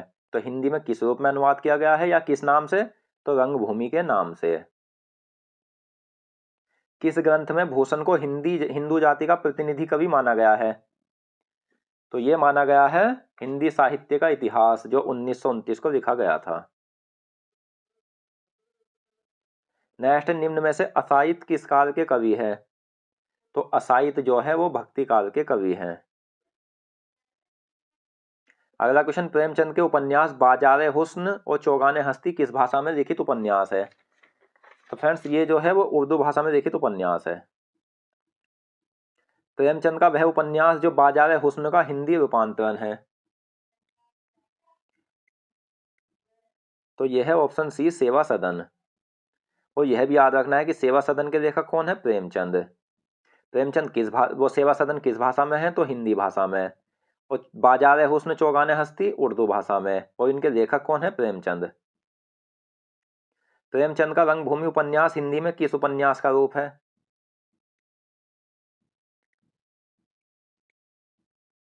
तो फ्रेंड्स ये है जो उपन्यास है इसका रंगभूमि, वो से चौगाने हस्ती का रूप है। बाजार हुस्न चौगाने हस्ती उपन्यास किस लेखक के उपन्यास है? तो ये मुंशी प्रेमचंद के उपन्यास है। सेवा सदन और रंगभूमि उपन्यास किस लेखक के उपन्यास है? तो ये हिंदी में अनुवादित उपन्यास है जो उर्दू भाषा के उपन्यास से बने हैं। तो ये है प्रेमचंद के। नेक्स्ट, पत्रात्मक प्रविधि का प्रथम उपन्यास कौन सा है? तो दोस्तों सही आंसर है ऑप्शन सी, चंद हसीनों के खतूत। चंद हसीनों के खतूत के लेखक कौन है? तो इसके लेखक हैं पांडे बेचन शर्मा। पांडे बेचन शर्मा का अन्य नाम क्या है, यह भी पूछा गया है एग्जाम में। तो इनका अन्य नाम है उग्र। नेक्स्ट, निम्न में से भयानक खबरों का कवि किसे कहा जाता था? तो दोस्तों भयानक खबरों का जो कवि कहा जाता है वो कहा जाता है गजानन माधव को। नेक्स्ट, भारत में ज्ञानपीठ पुरस्कार के बाद दिया जाने वाला दूसरा सबसे बड़ा साहित्य पुरस्कार कौन सा है? तो यह है व्यास पुरस्कार। व्यास पुरस्कार की स्थापना कब हुई थी? तो व्यास पुरस्कार की स्थापना हुई थी 1991 को। भारत के शिक्षा गुरु कौन थे? तो फ्रेंड्स भारत के जो शिक्षा गुरु कहलाते हैं वो थे राजा शिवप्रसाद सितारे हिंद। मैं भंगी हूं यह 1981 में लिखी गई आत्मकथा है। यह किस लेखक द्वारा लिखित है? तो यह है भगवान दास द्वारा। और दोस्तों आत्मकथा होती क्या है वो भी हम इसी वीडियो में आगे पढ़ेंगे, बस आप वीडियो के एंड तक बने रहे। अगला क्वेश्चन, हिंदी का प्रथम आत्मकथा क्या है? हिंदी की प्रथम आत्मकथा है अर्धकथानक। हिंदी की प्रथम आत्मकथा अर्धकथानक लिखी किसने है? तो ये लिखी है बनारसी दास जैन ने। और फ्रेंड्स ये किस वर्ष लिखी गई है? तो ये लिखी गई है 1941 में। और अर्धकथानक किस भाषा में लिखी गई है? तो ये ब्रज भाषा में लिखी गई है, यह भी आपको याद रखना है। अब दोस्तों आत्मकथा के बारे में जानते हैं, आत्मकथा होती क्या है। तो आत्मकथा का अर्थ होता है अपनी कथा, यानी जिस विधा के अंतर्गत लेखक खुद अपना जीवन व्रत प्रस्तुत करे वह आत्मकथा या आत्मचरित्र या आत्मचरित कहलाता है। बल्वे रामायण के लेखक कौन है? तो बल्वे रामायण के जो लेखक है वो है तुलसीदास। प्रकृति का उपासक कवि किसे कहा जाता है? तो प्रकृति का उपासक कवि कहलाते हैं श्रीधर पाठक। अगला क्वेश्चन, भक्ति काल के संप्रदाय योग दर्शन के संस्थापक कौन है? तो योग दर्शन के संस्थापक है पतंजलि। अगला क्वेश्चन, चित्रकूट के सोलंकी राजा रुद्र ने किस कवि को कवि भूषण की उपाधि दी थी? तो कवि भूषण की उपाधि दी थी भूषण को। और भूषण का जो वास्तविक नाम था वो था दोस्तों घनश्याम। ये कहें कि जो रुद्र कवि थे उन्होंने घनश्याम को भूषण कहा था। अगर आपको एग्जाम में घनश्याम मिले तो घनश्याम, नहीं तो भूषण होगा। अगला क्वेश्चन, रामचंद्र शुक्ल ने रीतिकाल का प्रवर्तक आचार्य किसे माना है? तो इन्होंने प्रवर्तक आचार्य माना है चिंतामणि को। और चिंतामणि भी रीतिकाल के कवि हैं। नेक्स्ट, हिंदी की प्रथम पदात्मक आत्मकथा क्या है? अर्धकथानक। डॉक्टर नगेंद्र एवं श्याम सुंदर दास ने रीतिकाल का प्रवर्तक आचार्य किसे माना है? तो इन्होंने माना है केशव दास जी को। अगला क्वेश्चन, उपन्यास गुनाहों का देवता, गुनाहों का देवता क्या है उपन्यास, के लेखक कौन है, धर्मवीर भारती। निस्सहाय हिंदू जो कि एक उपन्यास है, के लेखक कौन है, तो निस्सहाय हिंदू के जो लेखक है दोस्तों राधा कृष्णन दास है। अगला क्वेश्चन, हिंदी का वह प्रथम उपन्यास जिसमें मुस्लिम समाज का चित्रण हुआ है, तो वो है निस्सहाय हिंदू। मुक्ति बोध के नाम से कौन जाने जाते थे, तो दोस्तों मुक्ति बोध के नाम से जाने जाते थे गजानन माधव। अगला क्वेश्चन, कला और बूढ़ा चांद जो कि एक काव्य है, के लेखक कौन है, तो इसके लेखक है ऑप्शन ए सुमित्रानंदन पंत। अगला क्वेश्चन, निम्नलिखित में से मुंशी प्रेमचंद के गुरु कौन थे, तो मुंशी प्रेमचंद के जो गुरु थे दोस्तों वो थे महावीर प्रसाद द्विवेदी। नेक्स्ट, कला और बूढ़ा चांद जो कि एक काव्य है पर किस लेखक को साहित्य अकादमी पुरस्कार मिला था, तो ये मिला था सुमित्रानंदन पंत को। अगला क्वेश्चन, निम्नलिखित में से हालावादी कवि कौन कहलाते थे, हालावादी कवि कहलाते थे हरिवंश राय बच्चन। नेक्स्ट, प्रेमचंद की जीवनी पर आधारित अमृत राय द्वारा लिखित जीवनी क्या है, तो यह है कलम का सिपाही। दोस्तों कलम का सिपाही जो है वो प्रेमचंद की जीवनी पर आधारित एक जीवनी है और इसके लेखक हैं अमृत राय। यह जीवनी 1962 में लिखी गई थी।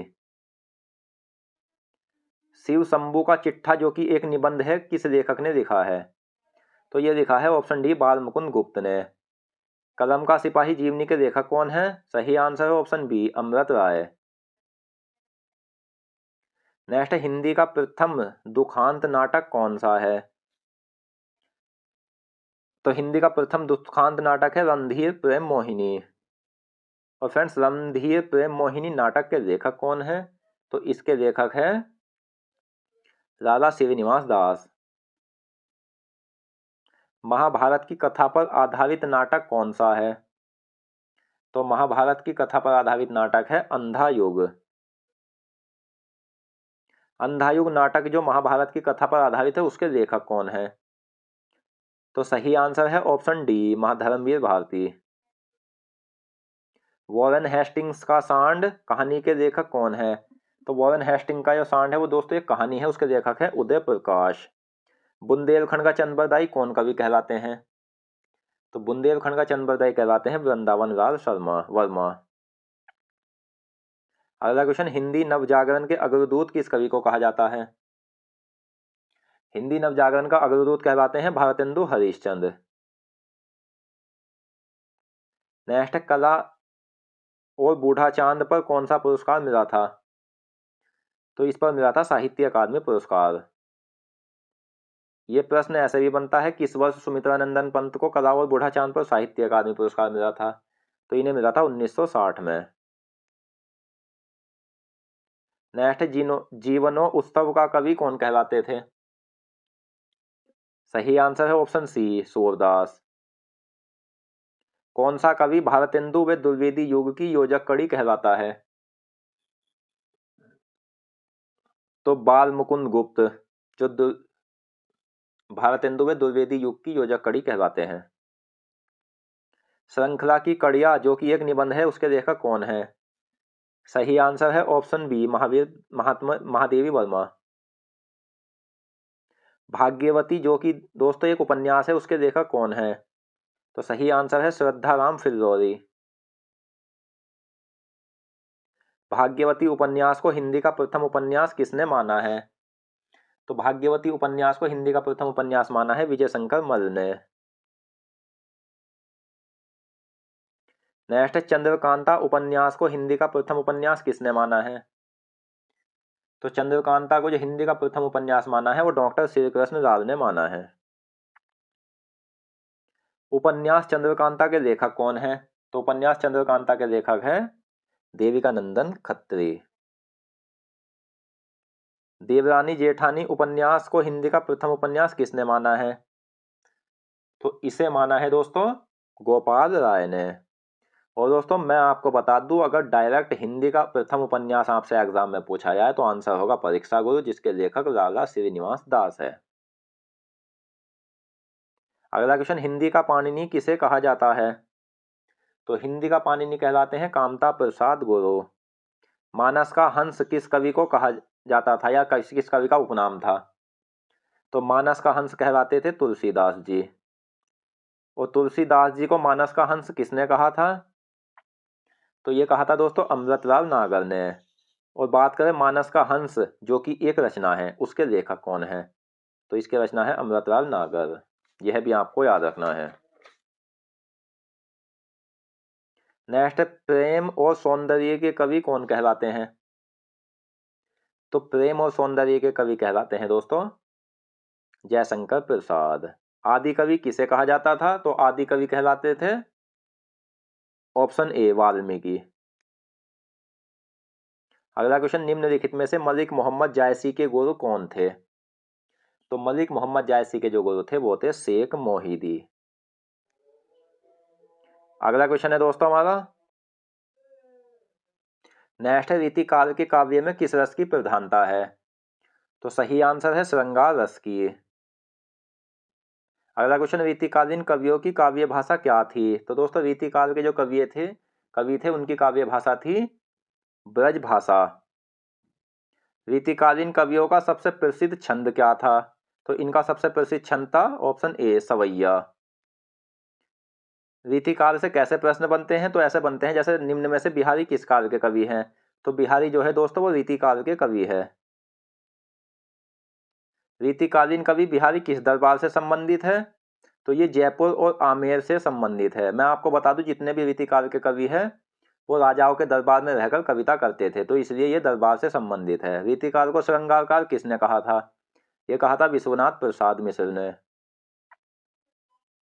नेक्स्ट, पागल कुत्तों का मसीहा जो कि एक रचना है किसने लिखी है? तो फ्रेंड्स ये लिखी है पागल कुत्तों का मसीहा रचना, यह भी काफी ज्यादा महत्वपूर्ण है और आपको याद भी रख लेनी है, सर्वेश्वर दयाल सक्सेना ने। और सर्वेश्वर दयाल सक्सेना और अज्ञे ये एक प्रयोगवादी कवि थे और अन्य जो प्रयोगवादी कवि थे वो हम क्लास 8 में पढ़ेंगे। अगला क्वेश्चन, प्रमुख ग्रंथ बिहारी सतसई किस भाषा में लिखा गया है? तो यह आपको याद रखना है कि बिहारी सतसई के जो लेखक है वो बिहारी है। अगर आपसे पूछा जाए बिहारी सतसई किस काल में लिखी गई है तो वो रीतिकाल में लिखी गई है, क्योंकि रीतिकाल के कवि ही बिहारी हैं। और बिहारी सतसई जो लिखी गई है दोस्तों वो लिखी गई है, यह भी आपको याद रखना है,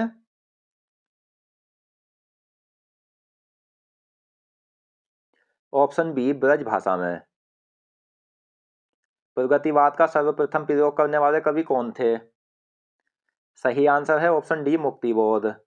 आधुनिक यानी कि अब जो खड़ी बोली बोली जाती है कि प्रथम कवि कौन थे, तो आधुनिक खड़ी बोली के जो कवि थे वो तो थे श्रीधर पाठक। और खड़ी बोली के प्रथम कवि कौन थे? तो खड़ी बोली के प्रथम कवि है ऑप्शन ए अमीर खुसरो। अगला क्वेश्चन, हिंदी गद्य का सर्वप्रथम युग कहलाता है? तो दोस्तों हिंदी गद्य का जो सर्वप्रथम युग कहलाता है वो कहलाता है भारतेंदु युग। भारतेंदु युग आधुनिक काल के अंतर्गत आता है। ग्रंथ प्रिय प्रवास किस भाषा में लिखा गया है? तो ग्रंथ प्रिय प्रवास लिखा गया है खड़ी बोली में। दोस्तों 20 से 25 प्रश्न है ग्रंथ से संबंधित जो जिस भाषाओं में है वो हम आगे पढ़ेंगे और पीछे भी हम पढ़ चुके हैं और इस क्लास में भी हम पढ़ रहे हैं। अगला क्वेश्चन, आवारा मसीहा रचना पर सोवियत लैंड नेहरू पुरस्कार किसे मिला था? ये मिला था विष्णु प्रभाकर को। और विष्णु प्रभाकर जो की रचना है उसके लेखक कौन है? नहीं, आवारा मसीहा रचना के रचनाकार कौन कवि है? तो यह है विष्णु प्रभाकर। सरस्वती सम्मान की स्थापना किस वर्ष हुई थी? तो फ्रेंड्स सरस्वती सम्मान की जो स्थापना हुई थी वो 1991 में हुई थी। कागज की नाव पर किस लेखिका को व्यास सम्मान मिला था? तो ये मिला था नासिरा शर्मा को। और आपको यह भी याद रखना है कि कागज की नाव के लेखक है नासिरा शर्मा। ऐसे प्रश्न बनता है जैसे कागज की नाव के लेखिका हैं तो नासिरा शर्मा। और दोस्तों किस वर्ष नासिरा शर्मा को कागज की नाव पर व्यास सम्मान मिला था? ये मिला था 2019 में। व्यास सम्मान किसके द्वारा दिया जाता है? तो ये दिया जाता है के बिड़ला फाउंडेशन द्वारा। प्रथम व्यास सम्मान 1991 को दिया गया था और ये किसे दिया गया था? तो ये दिया गया था रामविलास शर्मा को। किस रचना पर दिया गया था? तो दोस्तों ये दिया गया था भाषा के प्राचीन भाषा परिवार और हिंदी पर। अगला क्वेश्चन, हिंदी का एलियट किस कवि को कहा जाता है? तो हिंदी का जो एलियट कहलाते हैं वो अज्ञे कहलाते हैं। नेक्स्ट, जायसी किस कवि को कहा जाता था? तो जायसी जो कहलाते थे वो मलिक मोहम्मद कहलाते थे, और मलिक मोहम्मद का जो पूरा नाम है वो मलिक मोहम्मद जायसी है। कली युग का कन्हैया कहलाते थे? तो फ्रेंड्स, कली युग का जो कन्हैया कहलाते थे वो कहलाते थे भारतेंदु हरिश्चंद्र। नाभादास के गुरु कौन थे? सही आंसर है ऑप्शन बी, अगरदास। प्रथम देव पुरस्कार किसे मिला था? तो प्रथम देव पुरस्कार की बात करें तो ये मिला था दुलारे दोहाबली को। सरस्वती सम्मान किसके द्वारा दिया जाता है? तो ये दिया जाता है के बिरला फाउंडेशन द्वारा। नेक्स्ट, निर्मल वर्मा का प्रथम उपन्यास क्या था? तो निर्मल वर्मा का प्रथम उपन्यास था दोस्तों वे दिन। हिंदी का प्रथम यात्रा साहित्य क्या था? तो हिंदी का प्रथम यात्रा साहित्य है सरयू पार की यात्रा।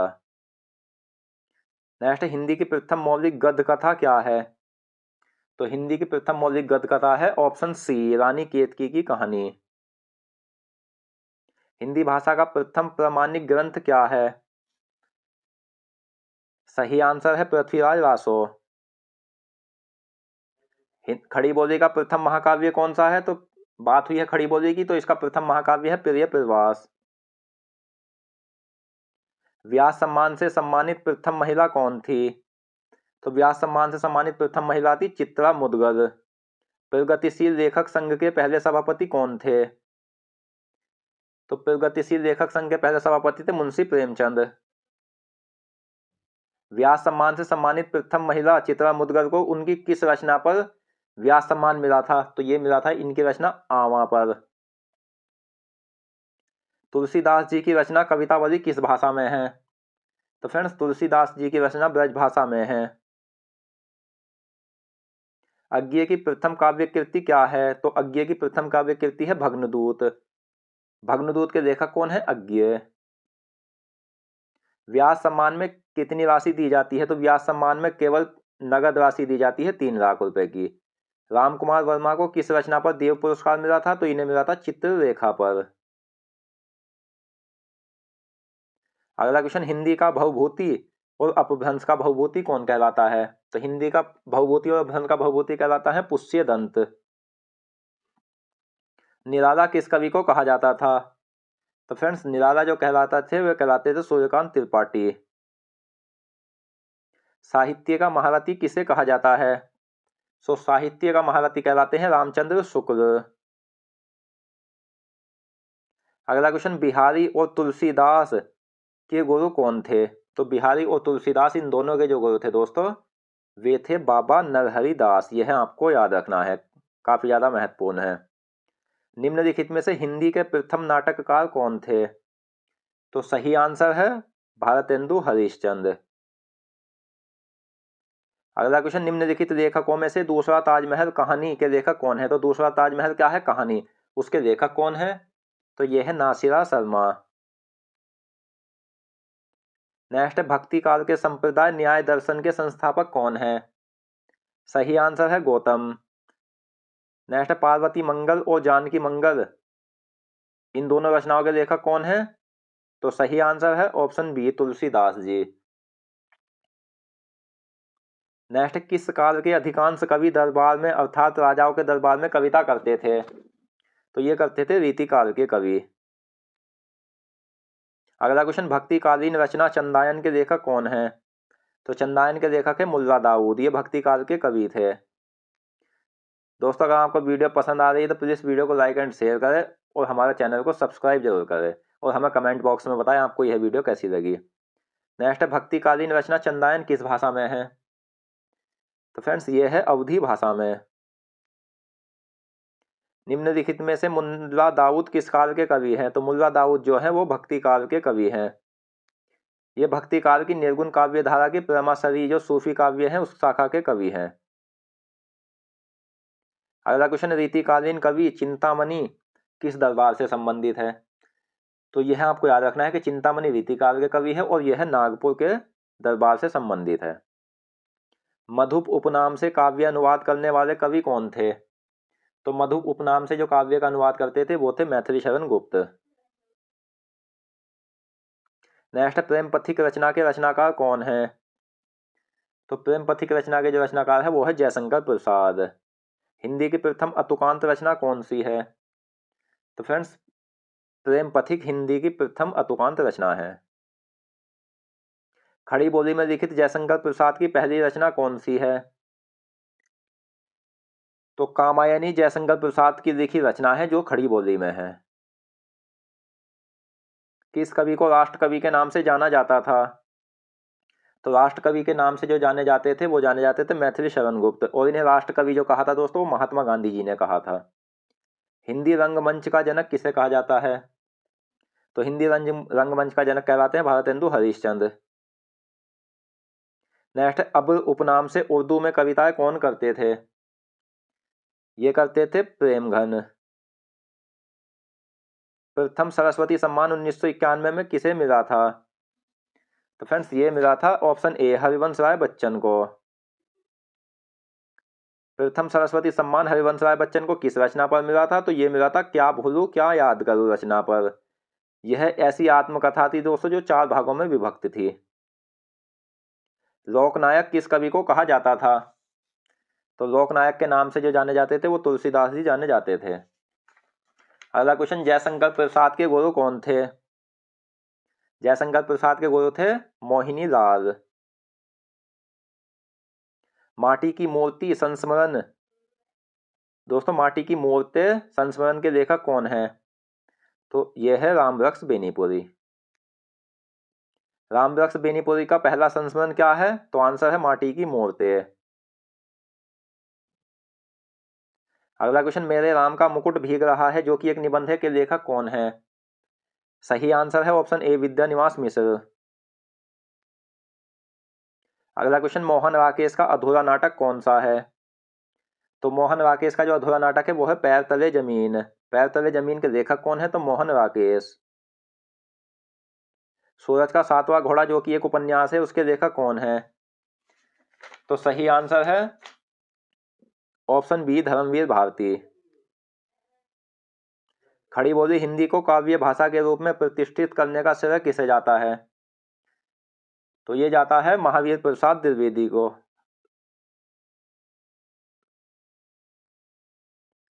आपको याद कर लेना है, यह महावीर प्रसाद द्विवेदी को जाना है।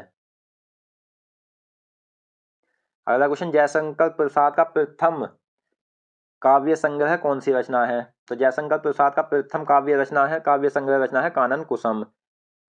तो यह याद रखनी है कि कानन कुसुम जयशंकर प्रसाद की रचना है और काव्य संग्रह रचना है। नेक्स्ट, खड़ी बोली के प्रथम स्वच्छंदतावादी कवि कौन माने जाते हैं? ये माने जाते हैं श्रीधर पाठक। अगला क्वेश्चन, रीतिकालीन कवि बोधा किस दरबार से संबंधित है? तो बोधा जो है वो रीतिकाल के कवि है, ये संबंधित है पन्ना दरबार से। रीतिकाल को अलंकृत काल भी कहा जाता है, यह किसने कहा था? तो रीतिकाल को अलंकृत काल कहा था दोस्तों मिश्र बंधु ने। नेक्स्ट, रीतिकाल जो दोस्तों वो कितने भागों में बटा है? तो ये बटा है रीति सिद्धि काव्य धारा, रीतिबद्ध काव्य धारा और रीति मुक्त काव्य धारा में। अगला क्वेश्चन, निम्न में से बिहारी किस काल के कवि हैं? तो बिहारी जो है वो रीतिकाल के कवि हैं। कभी कभी ऐसा भी पूछा जा सकता है कि रीति सिद्धि काव्य धारा के कवि। नेक्स्ट, तुलसीदास रचना के लेखक कौन है? सही आंसर है तुलसीदास रचना जो है उसके कवि है निराला। नागार्जुन का प्रथम उपन्यास कौन सा है? तो नागार्जुन का प्रथम उपन्यास है रतिनाथ की चाची। नेक्स्ट, फणीश्वर नाथ रेणु का अपूर्ण उपन्यास कौन सा है? तो फणीश्वर नाथ रेणु का प्रथम उपन्यास है रामरतन राय। नेक्स्ट, हिंदी का प्रथम चरित्र प्रधान उपन्यास किसे माना जाता है? तो हिंदी का प्रथम चरित्र प्रधान उपन्यास माना जाता है 100 अजान एक सुजान। नेक्स्ट, निम्न में से राग दरबारी जो कि एक उपन्यास है के लेखक कौन है? सही आंसर है श्रीलाल शुक्ल। ईदगाह कहानी के लेखक कौन है? तो दोस्तों ईदगाह कहानी के लेखक है मुंशी प्रेमचंद। राजा भोज का सपना जो कि एक कहानी है, उसके लेखक कौन है? तो राजा भोज का सपना कहानी के लेखक है शिव प्रसाद सितारे हिंद। प्रेमचंद की पहली कहानी क्या थी? तो प्रेमचंद की जो पहली कहानी थी दोस्तों वो थी परीक्षा। नेक्स्ट है राजा भोज का सपना जो कि एक निबंध है, उसके लेखक कौन है? यह याद रखना है कि यह एक निबंध है, तो ये इसके लेखक है राजा शिव प्रसाद सितारे हिंद। धरती का धन किस कवि को कहा जाता था? तो फ्रेंड्स धरती का धन कहलाती थी फणीश्वरनाथ रेणु। मैथिली शरण गुप्त के गुरु कौन थे? सही आंसर है महावीर प्रसाद द्विवेदी। एक निहत्था कवि कौन कहलाते थे? तो एक निहत्था कवि कहलाते थे सुमित्रानंदन पंत। हिंदी साहित्य के अंतर्गत यात्रा वृत्तांत लिखने की शुरुआत किसने की थी? ये की थी भारतेंदु हरिश्चंद्र ने। हिंदी साहित्य में यात्रा वृत्तांत लिखने की परंपरा किस युग में शुरू हुई थी? तो फ्रेंड्स ये हुई थी आधुनिक काल या भारतेंदु युग में। हिंदी साहित्य आधुनिक काल या भारतेंदु युग के अंतर्गत आने वाला प्रथम यात्रा वृत्तांत क्या थी? तो यह थी सरयू पार की यात्रा। प्रथम यात्रा वृत्तांत सरयू पार की यात्रा के लेखक कौन है? तो सही आंसर है भारतेंदु हरिश्चंद्र। भारतेंदु हरिश्चंद्र हिंदी साहित्य में यात्रा वृत्तांत की शुरुआत सरयू पार की यात्रा, महन दावल की यात्रा और लखनऊ की यात्रा, इन 3 विधाओं से की थी। चीफ की दावत जो कि एक कहानी है, उसके लेखक कौन है? तो चीफ की दावत कहानी के लेखक है भीष्म साहनी। अगला क्वेश्चन, अनाम दास का पोथा जो कि एक उपन्यास है, लेखक कौन है? हजारी प्रसाद द्विवेदी। नेक्स्ट है सुहाग के नूपुर उपन्यास के लेखक कौन है? आंसर है अमृतलाल नागर। ठीकरे की मंगनी जो कि एक उपन्यास है, के लेखक कौन है? नासिरा शर्मा। प्रथम नाटककार, प्रथम निबंधकार और प्रथम आलोचक एवं प्रथम पत्रकार, इनमें से अलग अलग भी पूछा जा सकता है कौन है? तो यह है ऑप्शन डी भारतेंदु हरिश्चंद्र। नागरिक प्रचारणी सभा की स्थापना कब हुई थी? तो यह हुई थी 1893 में। आदिकाल को चारण काल किसने कहा है? तो फ्रेंड्स आदिकाल को चारण काल कहा है जॉर्ज गिरियर्सन ने। रासो ग्रंथ किस भाषा में लिखे गए हैं? तो रासो ग्रंथ लिखे गए हैं ब्रज भाषा में। प्रथम प्रामाणिक रासो ग्रंथ क्या है? आंसर है संदेश रासक, जिसके लेखक अब्दुल रहमान है। नेक्स्ट, निम्न में से महापुराण के लेखक कौन है? पुष्यदंत। अगला क्वेश्चन, पुष्यदंत किस काल के कवि है? तो पुष्यदंत जो है वो आदिकाल के कवि हैं। अगला क्वेश्चन, मुल्ला दाऊद को प्रेमाख्यान परंपरा का प्रवर्तक किसने माना है? तो ये माना है रामकुमार वर्मा ने। भक्तिकालीन रचना अग्नि परीक्षा के लेखक कौन है? तो अग्नि परीक्षा के जो लेखक है दोस्तों वो है तुलसीदास। नेक्स्ट, निम्नलिखित में से प्रेम वाटिका के लेखक कौन है? सही आंसर है रसखान। रसखान किस काल के कवि है? तो फ्रेंड्स रसखान जो है वो भक्ति काल के कवि हैं। भक्ति काल की सगुन काव्यधारा की कृष्णाश्रवी शाखा के। नेक्स्ट, रीतिकालीन कवि रघुनाथ किस दरबार से संबंधित है? तो ये संबंधित है काशी दरबार से। रीतिकाल को रीतिकाल किस कवि ने कहा है? रामचंद्र शुक्ल ने। चिंतामणि रीतिकाल की किस काव्यधारा के कवि हैं? तो ये है रीतिबद्ध काव्यधारा के। अगला क्वेश्चन, रीतिकाल को कलाकाल किसने कहा है? ये कहा है रमाशंकर शुक्ल, जिसे रसाल भी कहा जाता था। फ्रेंड्स यह भी आपको याद कर लेना है कि आदिकाल को अन्य किस किस नाम से जाना जाता था। तो वीरगाथा काल, सिद्ध सामंत काल, चारण काल, प्रारंभिक काल, बीजापन काल, वीर काल, शून्य काल, संधि काल एवं चारण काल और आधार काल, ये आदिकाल के अन्य नाम हैं। बानी किस लेखक की रचना है? तो बानी जो है वो है दोस्तों रैदास की, जिन्हें रविदास भी कहा जाता था। अयोध्या का उद्धार किस लेखक की रचना है? सही आंसर है जयशंकर प्रसाद की। अगला क्वेश्चन, कुकुल मुत्ता किस लेखक की रचना है? निराला। मिलजुल मन उपन्यास के लेखक कौन है? तो सही आंसर है मृदुला गर्ग।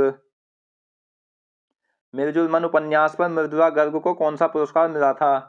तो फ्रेंड्स ये मिला था साहित्य अकादमी पुरस्कार। नमक का दरोगा कहानी के लेखक कौन है? सही आंसर है मुंशी प्रेमचंद। हटी हम्मीर के लेखक कौन है? तो फ्रेंड्स हटी हम्मीर के जो लेखक है वो है प्रताप नारायण मिश्र। नेक्स्ट है अंडे के छिलके, जो कि एक नाटक है, कि लेखक कौन है? तो अंडे के छिलके नाटक के जो लेखक है वो है मोहन राकेश। एक शहर की मौत कहानी के लेखक कौन है? सही आंसर है ऑप्शन सी, अमृता प्रीतम। अगला क्वेश्चन, निम्नलिखित में से दिल्ली दूर है उपन्यास के लेखक कौन है?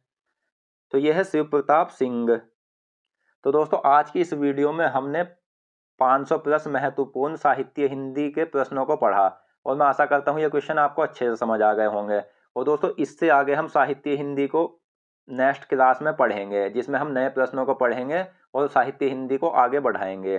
तो दोस्तों आप उस क्लास को भी अटेंड कर लेना। मिलते हैं नेक्स्ट वीडियो में। धन्यवाद।